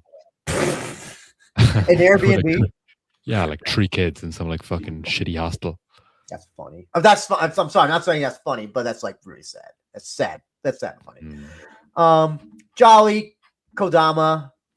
I mean, I'll say this: Kodama's a wiry motherfucker. Very flexible. I don't know how his arm didn't break. I'll give him that. But yeah, It's full hyperextension. It looked like. yeah. Well, that's why the referee stepped in. I think the referee was like, "Oh shit, this guy's arm's gonna break. I'm gonna have to step in." Right? There was no that's. I don't think he. It didn't snap. Or unless he tapped verbally. No, it did not. Maybe screamed. No. But I think maybe. Yeah. So that's screaming does count as that's a tap. verbal tap, I think. Yeah. So Jolly after said that that he's done being an entertainment fighter. He wants to actually fight someone who's an MMA fighter. Then he said Shinosuke, which I thought was a weird name, but whatever. Like, what does that even mean? Like he's done being the entertainment fighter, then he calls out the kickboxer. Yeah, because I guess Shinosuke has had more. Shinosuke has had more MMA fights, so I guess that's kind of like. He's had 1 MMA fight and he lost. He got crucifixed. Says here 3-1. Oh, that's his pro boxing. Why would okay? Okay, he said 2, technically. Oh yes, I totally forgot about the Daichi fight. And then I guess that's another kickboxer. Yeah. Okay, so he's had 2 MMA fights. So okay. I guess run with that. I don't know. I thought they're gonna do Hiroya versus Shinosuke rematch. That's why I thought they're gonna try to. I was like, what? That would just be it. Yeah, a step in the wrong direction. I feel. There's many things that are. This is what This is this card was fun and all that stuff, but this is we can't deny that there were so many like unleveled mismatches on this card. Yeah, I mean, it probably reflected in our analysis of these fights, Yeah. But, well, I think more so than I even realized in my preview when I'm looking at the results. I'm like, wow, this actually was like much more. I got some predictions wrong here, and normally I'm pretty like A1 for the Ryzen predictions at least. Like I get probably like 80%, but fuck, I was down this card, man. It doesn't help that for the co-main event, right? When I picked Hiramoto decision, and Verdict just fucking called a loss because the winner was announced. You didn't. So that's one less stripe on your purple belt or whatever it is. I think I have a black belt, just like Katie Perez. Super Amic says, imagine getting your arm torn off in a minute by Jolie, by the way. But let's call him Jolly. Fuck Jolie. Jolly. And having to give 20% to K1. Might even be more. It might even be more because he's not even K1 proper. He's Crush, I think, right? Yeah, he's Crush. He's really exciting Crush fighter. But Kodama, he was in line for the Crush title shot, but he detached his retina or some like crazy shit with his eye, and he had to have surgery on his eye. And Crush was like, okay, when you have your eye healed, like come back to us. We'll give you the title shot. He was like, yeah, no bother. Got at the eye surgery, fixed his eye, eye's no longer fucked up. He comes back to Crush, he goes, okay, can I have my title shot? And they go, who are you? Then he gets to go and turn away. So like, oh, poor guy. Yeah. Oh, and he's at a K1 gym nonetheless. Silver Wolf. Anyway, Silver Wolf. Where did he say where he was doing? Was he also He wasn't Flo. No, Jolly was Flo, I believe. Yeah, Right? yeah, Okay, Jolly's that's Flo. what Jolly's Flo He- true now. Ueda gets them. Ueda, he reels them in, man. You can't deny this guy. This guy is good. Ueda must be like fucking drugging these guys, like dragging them in, because Kana I don't know, man. Watanabe as well. Kana. And they also have a what's his name? Oh, I can't think of it. Fuck. They're doing an instructional video where you know the PR girl, Yes. Yokoshima. Yes, yeah. She was at Fighter's Flow. Yeah. They're doing some weird like knee bar setup where you lay down like Jolly would carry her and like lay her down and like put her in the position where they're to do the knee bar, and Yokoshima would wrap it up, and Jolly, when he had the tap, he like slapped her thigh like 7 times. And I was like, I don't know what they're teaching at that gym, man, but there's something freaky's going on there. And also the guy on the prelims next month as well is also you know, the guy who's from America, the Japanese guy from America. What the fuck is his name? On Sendai. Yeah, I think it's a Sendai Oh, card. that fucking deep guy who's fighting Akata, Yes. right? Yes, or is he fighting Tomizawa? No. The guy who he's from America originally, but then I don't want to look it up. Somebody in chat look it up. Scrolling that Sendai event is like suicide fuel. Jolly's real name, Superman Making says, his name is Dragon Horse, and he chose that as his nickname. Interesting. I thought Chiavello's call after that fight was pretty good. What do you say? So Jolly armbars Kodama. He goes, "That's not spectacular. That's not great. That's jolly." Like just the corniest way possible. And I was watching with a good friend of the channel, Izzy Doe, at the time, and I burst into obscenities directed towards Chiavello. So I'll leave it at that. Is Kodama? He's gotta go back to K1. K1's gotta give him something, right? No, or is this the signal of him that he's done with? If he's done with kickboxing, it'd be a travesty because that guy's talented as fuck. But that's how it is these days. Kickboxing. Imagine if K1 booked him for their own MMA fights for like one of their heroes. Yeah, they booked one of the twins. What are they called? You know them, the big slaphead twins. Yeah. I'm forgetting them, but yeah. Yeah. Yep, this fight existed. That's all I can say. It happened. Yeah, it happened. It's fine. It was nice. Oh, it wasn't nice. Anyway. Okay. Where did I? Okay.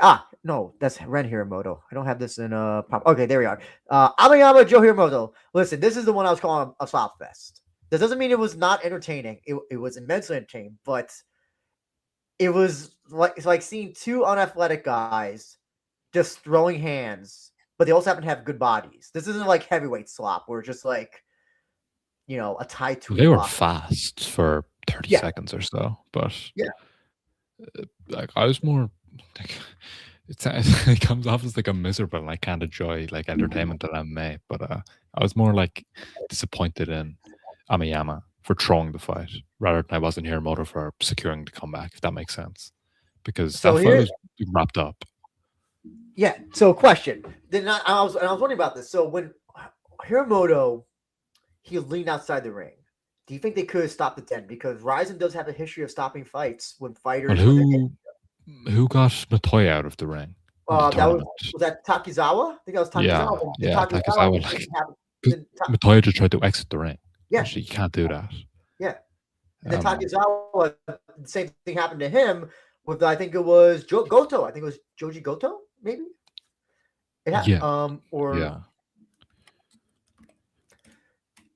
But yes, there is precedent for stopping fights when a fighter, and it wasn't like he was like still in the ring. He was his body was outside the ring.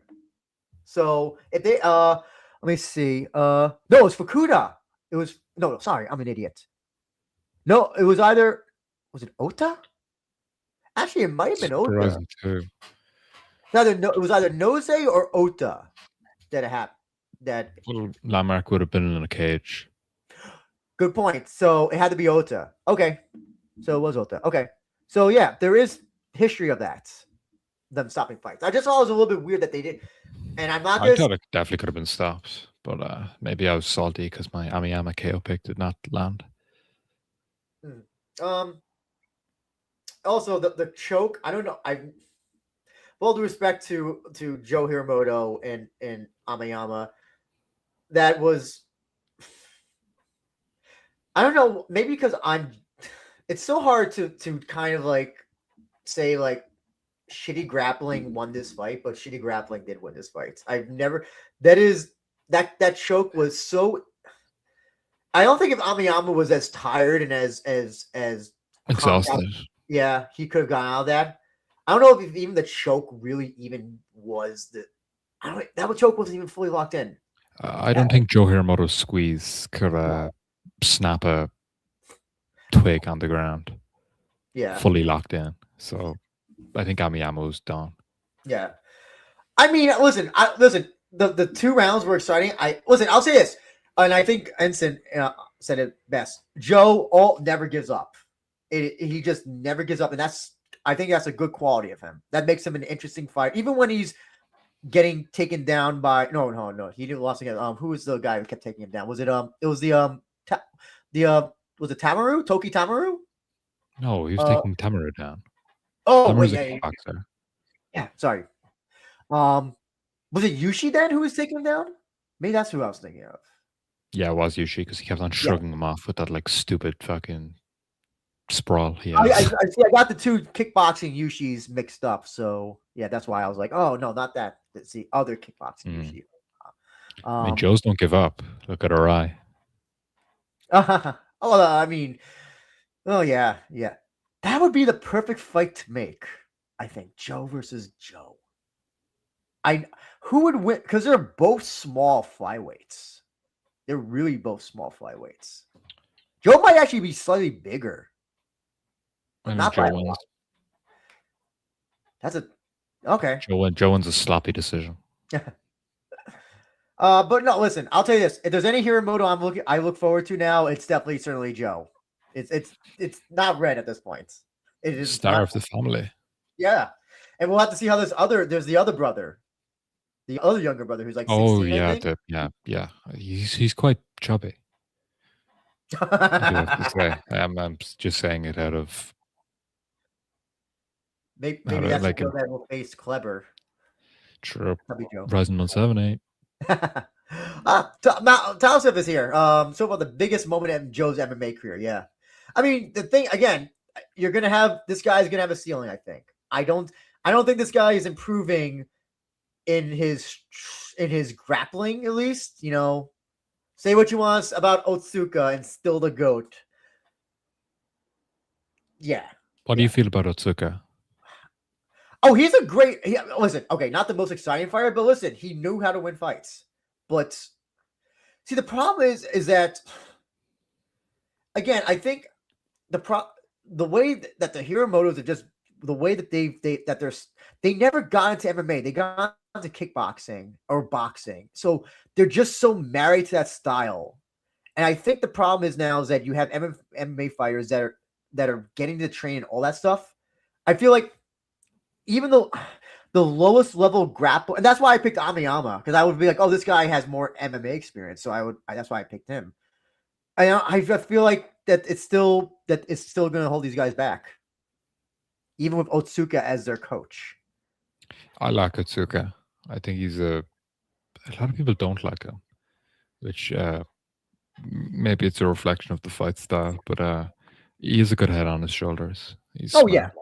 Well, are they going to listen to him? Are they going to listen to this guy? Well, who's you probably don't know, but the guy who corners Shinatsuka. Oh, the oh, dreads. yeah, that guy. Oh, I think that guy's from a different. Is that guy from a different gym though? I think Oh that yeah, guy's. he's from a different gym. But he's one of Shinatsu's people, but I think he Yeah, cornered Joe here. yeah, he did. No, you're right. He did. He did. Um. Master Bridge. Yeah.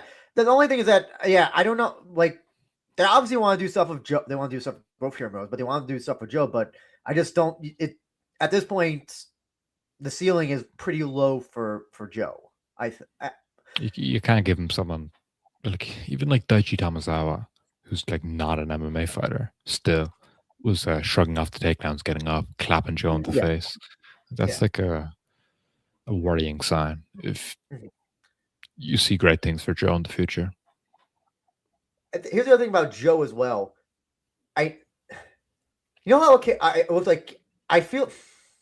So when I was saying before that Kay Perez doesn't look like she wanted to be in there, I feel I get the same from Joe. But then when he's like, it's like a fight or flight thing. That's when the gear gets kicked in. You know what I'm saying? He Yeah, almost has to. It's kind of like a Jiri thing where you have to put him in such dire situations, and then the dog comes out. That necessary dog he to was eating bombs from Daichi, yeah. so Yeah. like fair fucks to him, man. I don't know how In he got fairness, into also, fighting. that fight as well. Remember, he tried that rear naked choke and failed miserably. That also tired his arms out. Oh yeah, but that's what I said. He's baby squeeze. Yeah, baby squeeze. Um, Amayama, I guess next Kobe or Osaka or whatever show, they'll put him back on. Next deep show. Next, oh yeah, this guy will. Oh, this guy will get a deep. This guy will get a nice deep fight next. 100%. And then I guess there was one. Was this Oh, the main event? I guess this is the main event for some people. yeah, some very disturbed people. I'm gonna call shenanigans on two of those ball shots, though. One definitely hit him. The I first one hit think, him. The next two were yeah. just like grazing the cup, which fighters And I was fucking deal told, with all the time. yeah. I think his And then I body was was told, hurting from those knees. oh yeah, yeah. I would.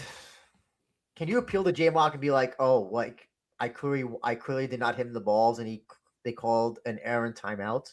They did that. Well, they've made errors before. Remember the guy that Shibatar tapped, or remember they didn't. It was originally ruled no contest or a draw, whatever. But they looked at the footage on the same, literally 5 minutes after, like, oh no, it was actually an armbar tap out. You remember that from one of the New Year's Eve shows? Shibata versus who? No, Shibatar versus.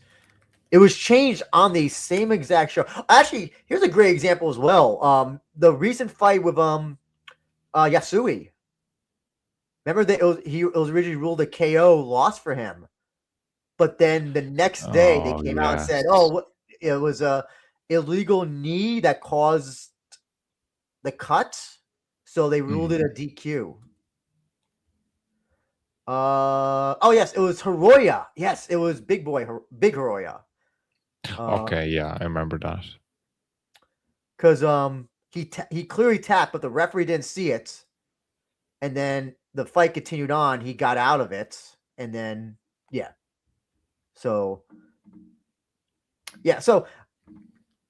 Jakku should appeal this. But you see that in deep a lot, where it's like that bullshit knee rule. Yeah, yeah. It always happens in deep. It always But happens. like they've never considered to change the rules.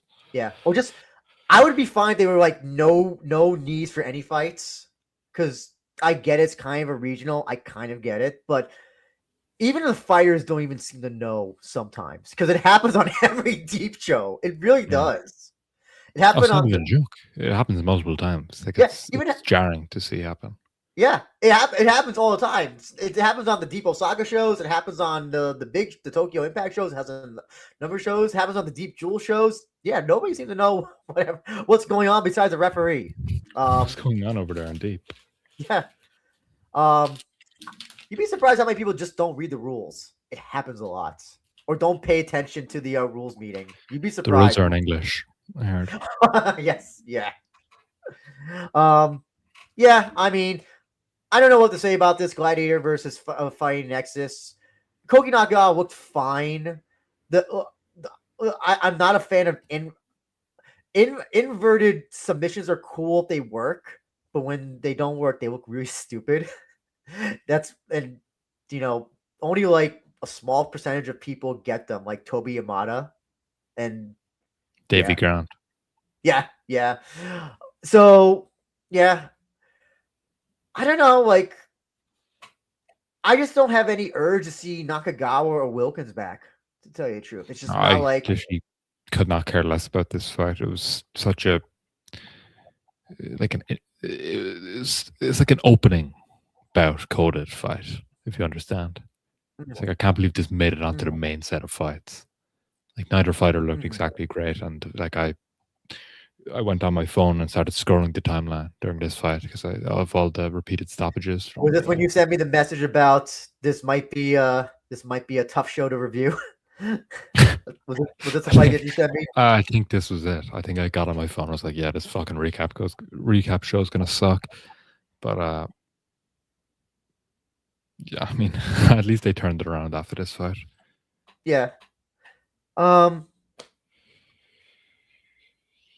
got nothing to say about their future. Nothing. Grachan in their near future, I hope. Gladiator. Is it Gladiator? No, it's Gladiator and Nakagawa's from Gladiator. Wilkins is from Nexus. Are you just saying that they should go to Grachan? Yes, yeah. Please just get them out. Oh, Mohammed said this. Do Jolly versus Joe. Don't mind it. Okay, yeah, I don't mind that either. Yeah, and I think Nakagawa, he's a local, so that's why they got him for the show. So I don't know where Wilkins. I think he's from Tokyo. I think I've never heard of this guy before, and I'm pretty. I follow the regional scene, and I see the repeated names. Like I think I know of like a white American guy who was like on the apology page once, but like I never fucking seen this guy. He like showed up at the press conference. I thought there's like a live shooter in the room or something. Like some guy like broke free. But so yeah. I think maybe why they got him was because they could put an American flag on the on the poster card. Isn't he like a citizen, Japanese citizen? He served in the military. Yes, but he's military, but I don't know. It's very confusing with him. I think he puts down America as I think he was born in America. I think. But he's white. I believe he was born in America. Yeah, I think it might be a big Noah thing. Oh, he's Asian. Oh, okay. His mom is Super Anime Case says his mom is Japanese. Yes, I remember that. Yes, and the father is I forgot whatever. By the way, do you know the story about his father as a pro wrestler? No. So it was I forgot what it was called. Well, it was called something. Wee Willie Wilkins was the wrestler. The wrestling name I went Jim by. Cornette. So, no, not Jim Cornette. So no. He was a jobber in the 80s. He was a jobber in the 80s. He wrestled for Michinoku Pro, and he's infamous in Wrestling Warfare in 1987 match against Midnight Express, who were this famous tag team from in that era, where he no-sold moves, resulting in a severe post-match beating, like a idiot. So he went into business for himself. He's like, you know what? I'm not gonna sell anymore for Dennis Condrey and I'm forgetting who the other was it Fulton? Maybe Fulton. Yeah, and then they just beat the shit out of Not gonna work for me, brother. Yeah. Yes. This was yes. Yeah. But like, he's only like 5'8". He's maybe like 180, 190, and they're both like 6 feet tall, 240, 230, and they're just murdering this guy. It's like when New Jack like beat the shit out of that fat guy Oh yes, yeah, but no, he tried to kill. He tried to actually kill him. New Jack. Oh, New Jack tried to kill that kid. Like Yeah, he even said that. Like, what was his name? oh, it was the mass transit, mass Mass transit. Transit. I was like, it was a mass subway. Was it mass train? It was It something. was It was fucking. something transportation related. Transits. Yes, mass I hate to transit. talk pro wrestling on the show, but yeah, New Jack, quite a character. Um. Oh, so I gotta ask, Sam, did you have any favorite sub KO of the night? I think it's obvious what your favorite fight of the night is, so I'll ask you about the finishes. The finishes has to be Cafaro. KO probably Usami. That was a stone cold KO. Gustavo as well. It was shared Yeah, between those two. I will, I will greatly concur on all three of those choices. Hmm. Um, we got like, maybe like 5 or 10 minutes for Q&A if anybody else wants to just shoot the shit, ask some questions. Are you looking forward to that Sendai show, by the way? No, but Oh no, maybe that was the show I maybe they can invited announce you some on, fight. though. You're supposed to say. Um, it doesn't look that bad so far. MMA kickboxing events. I forgot about those already. Oh god. Ah, Hey, listen, we're getting a lore filled main event. We're getting a lore filled, but then I just see Ryo Sakai Oh, and the main and co are incredible. Love those two fights. Everything below, I think less said the better. Isao could be okay, maybe. Okada versus that fucking Inoue kid who got out grappled by the smoker guy. That is hilarious. Again, people want you and the Amazon Prime logo. Yeah, that's what someone said. Maybe it was. I thought that was you who said that. I can't remember if it was me or not, but someone said like, "Did they have the Amazon Prime logo on this fucking poster because they ordered these like shit bum jobbers from Amazon or something like something Dude, outrageous like that." oh, this is a guy, Taylor Nuasa. That's the guy who I was thinking of. He's also Flow, Fire Flow. Now Playboy is now as Who's well. fighting Daichi? Rui Kato. This is he's a former ensign guy, but he was kicked out of the team. He's Hafu, right? I think so. Maybe he's just Okinawan. No, he's from Miyagi. He's from Miyagi. He's wasn't this the no. I'm getting confused for someone else. But yeah, he was originally a deep guy. Obviously, he's a deep guy, but he was originally an ensign guy, but he got kicked out of the team. They talk about it on the Yamato Damashi podcast, but he did some things that he shouldn't have done. So if you notice, look at that. There's a big gap. It's not because he was injured.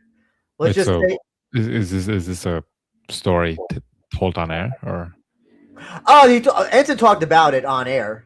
I guess so. He was kicked out because apparently he was bringing females into the when they were training in Thailand.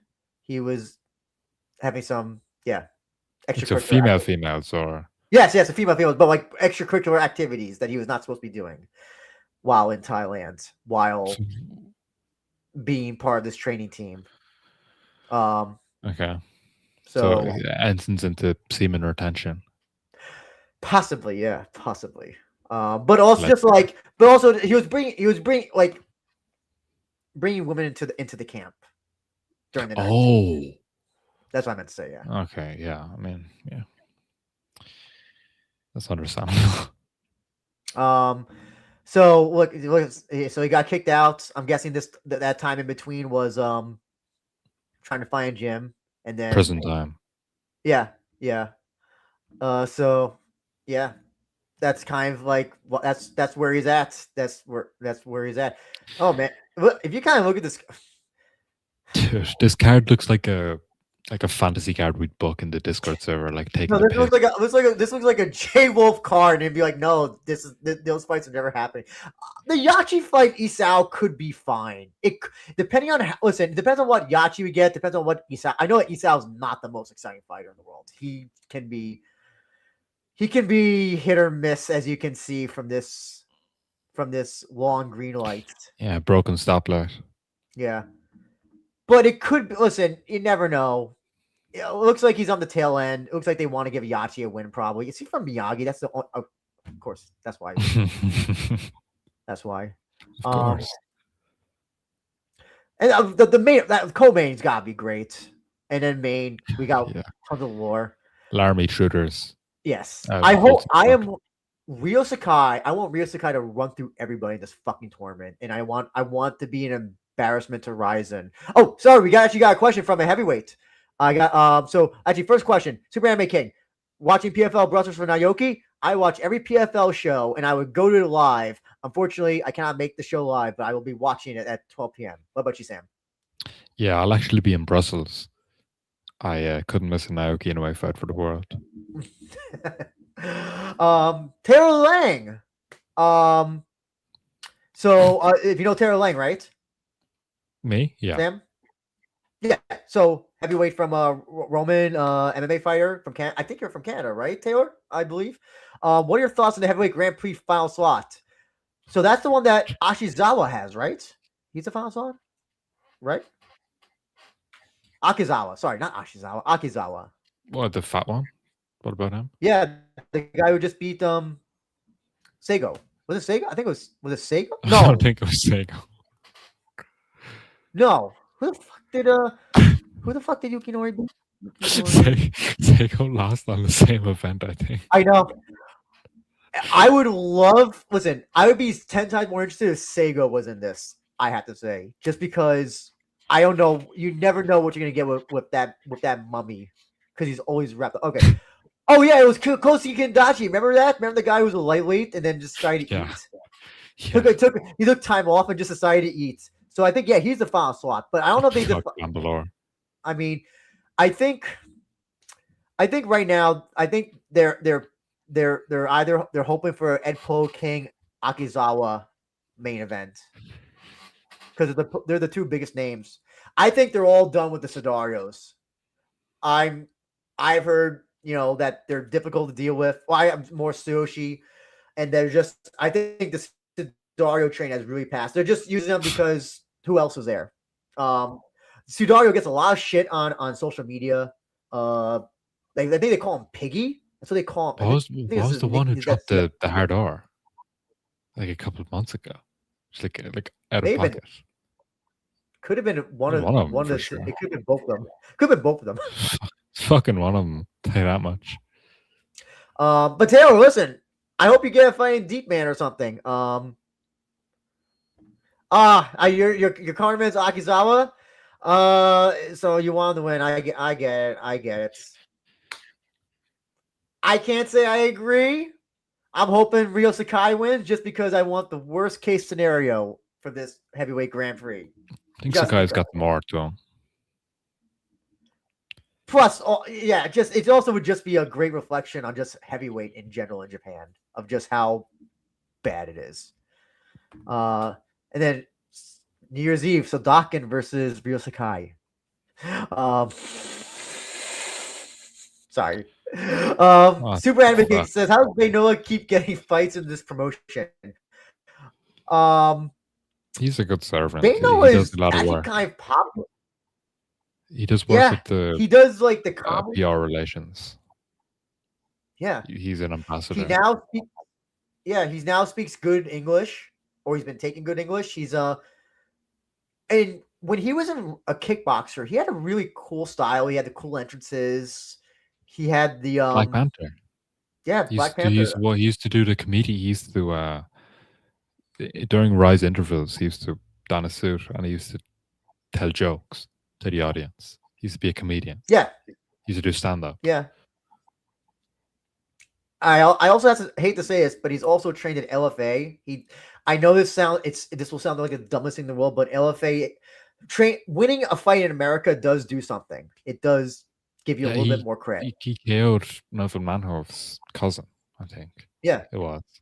Or was it brother? No, I think it was cousin. Okay. I thought it was his son, actually. I thought it was his son. For the longest time, I thought Baynoa was American who spoke English primarily, and Japanese was the thing he picked up. So I like always thought like he used to like speak English for like, but he used to speak it with such a like a this is my second language way that I was like, why the fuck is he talking like that? Like he can speak perfect English, but I didn't. I never understood that Japanese was his primary. So a lot of the time I just thought he was a bit of an odd guy. No. Sorry, Benny. And then yeah, he and you know what? He's a striker. He's a striker, so people people love strikers as well. He has had some boring fights in Ryzin. I'll say this: he took that Yusaku Inoue fight. He took it like a champ when he took the tongue lashing from Bara. Yeah. And they kind of made it to an angle. I kind of like that. I do kind of. But he's doing the. He's handing out posters in Sendai with Yokoshima. Yeah. So good for him. Yeah, good for him. Good for him. I think you said Taylor Lang. You're gonna pick. You're picking Akizawa. So I get it. I get it. I don't know who you're picking to win that, Sam. You can say no one as well. Which fight? Oh, the heavyweight Grand Prix. I think King should probably run through it, but then he just goes to the UFC. So who fucking cares? Yeah. Or he gets knocked out by Alex Pereira because they need someone to be close to his size to just be beat up. Yeah, Alex Pereira apparently needs a 6'8" Korean, Nigerian, or Senegalese heavyweight to emulate Cyril Gane, apparently. So. Oh man. Anyway, I think it's late for you, Sam. So I do want to give you don't want to keep you up too much. I would say where can people reach you, but unfortunately that is not possible at this point. Right now you can reach my Twitter while Alabama sue me into the ground and take everything I own. But in the meantime you can message me on Instagram or Discord. And I'm your active Substack. in both those places. And my Substack. But unfortunately I forgot to add it to the banners there. Sorry about that. Sorry. What's the Substack? Substack is. Oh, I got it saved right here. Actually, hold on. Yeah. I'll get it up. There it is. Samarin's on every social, pretty much. DM me, bother me, whatever. Also, before we go, people, please please comment. Do that. Algorithm. Please follow the whatever what is it called? What's it called again? I'm so sorry. I have 3 hours of sleep, guys. I'm doing my best. Follow Twitter, We Are Ryzin Pod. Please join the Discord as well. And I think that is all. Oh, if you want to see the replay, it's on Ryzin.tv, but you probably all know that already. So thank you everybody who tuned in to Ryzin 53. We'll be doing Ryzin Sendai. I hope you'll still join for that, Sam, as I did send you the invitation before. Of course. I know it's not looking as exciting as it may have sounded as we originally thought. We'll make it fun. Okay, we'll find a way. We'll find a way to talk about Daichi. When there's a will, when there's a will, there's a way. Yeah. Anyway, thank you everybody who tuned in. Appreciate it. Hopefully see you on the next one. Take care, everybody. Have a great night.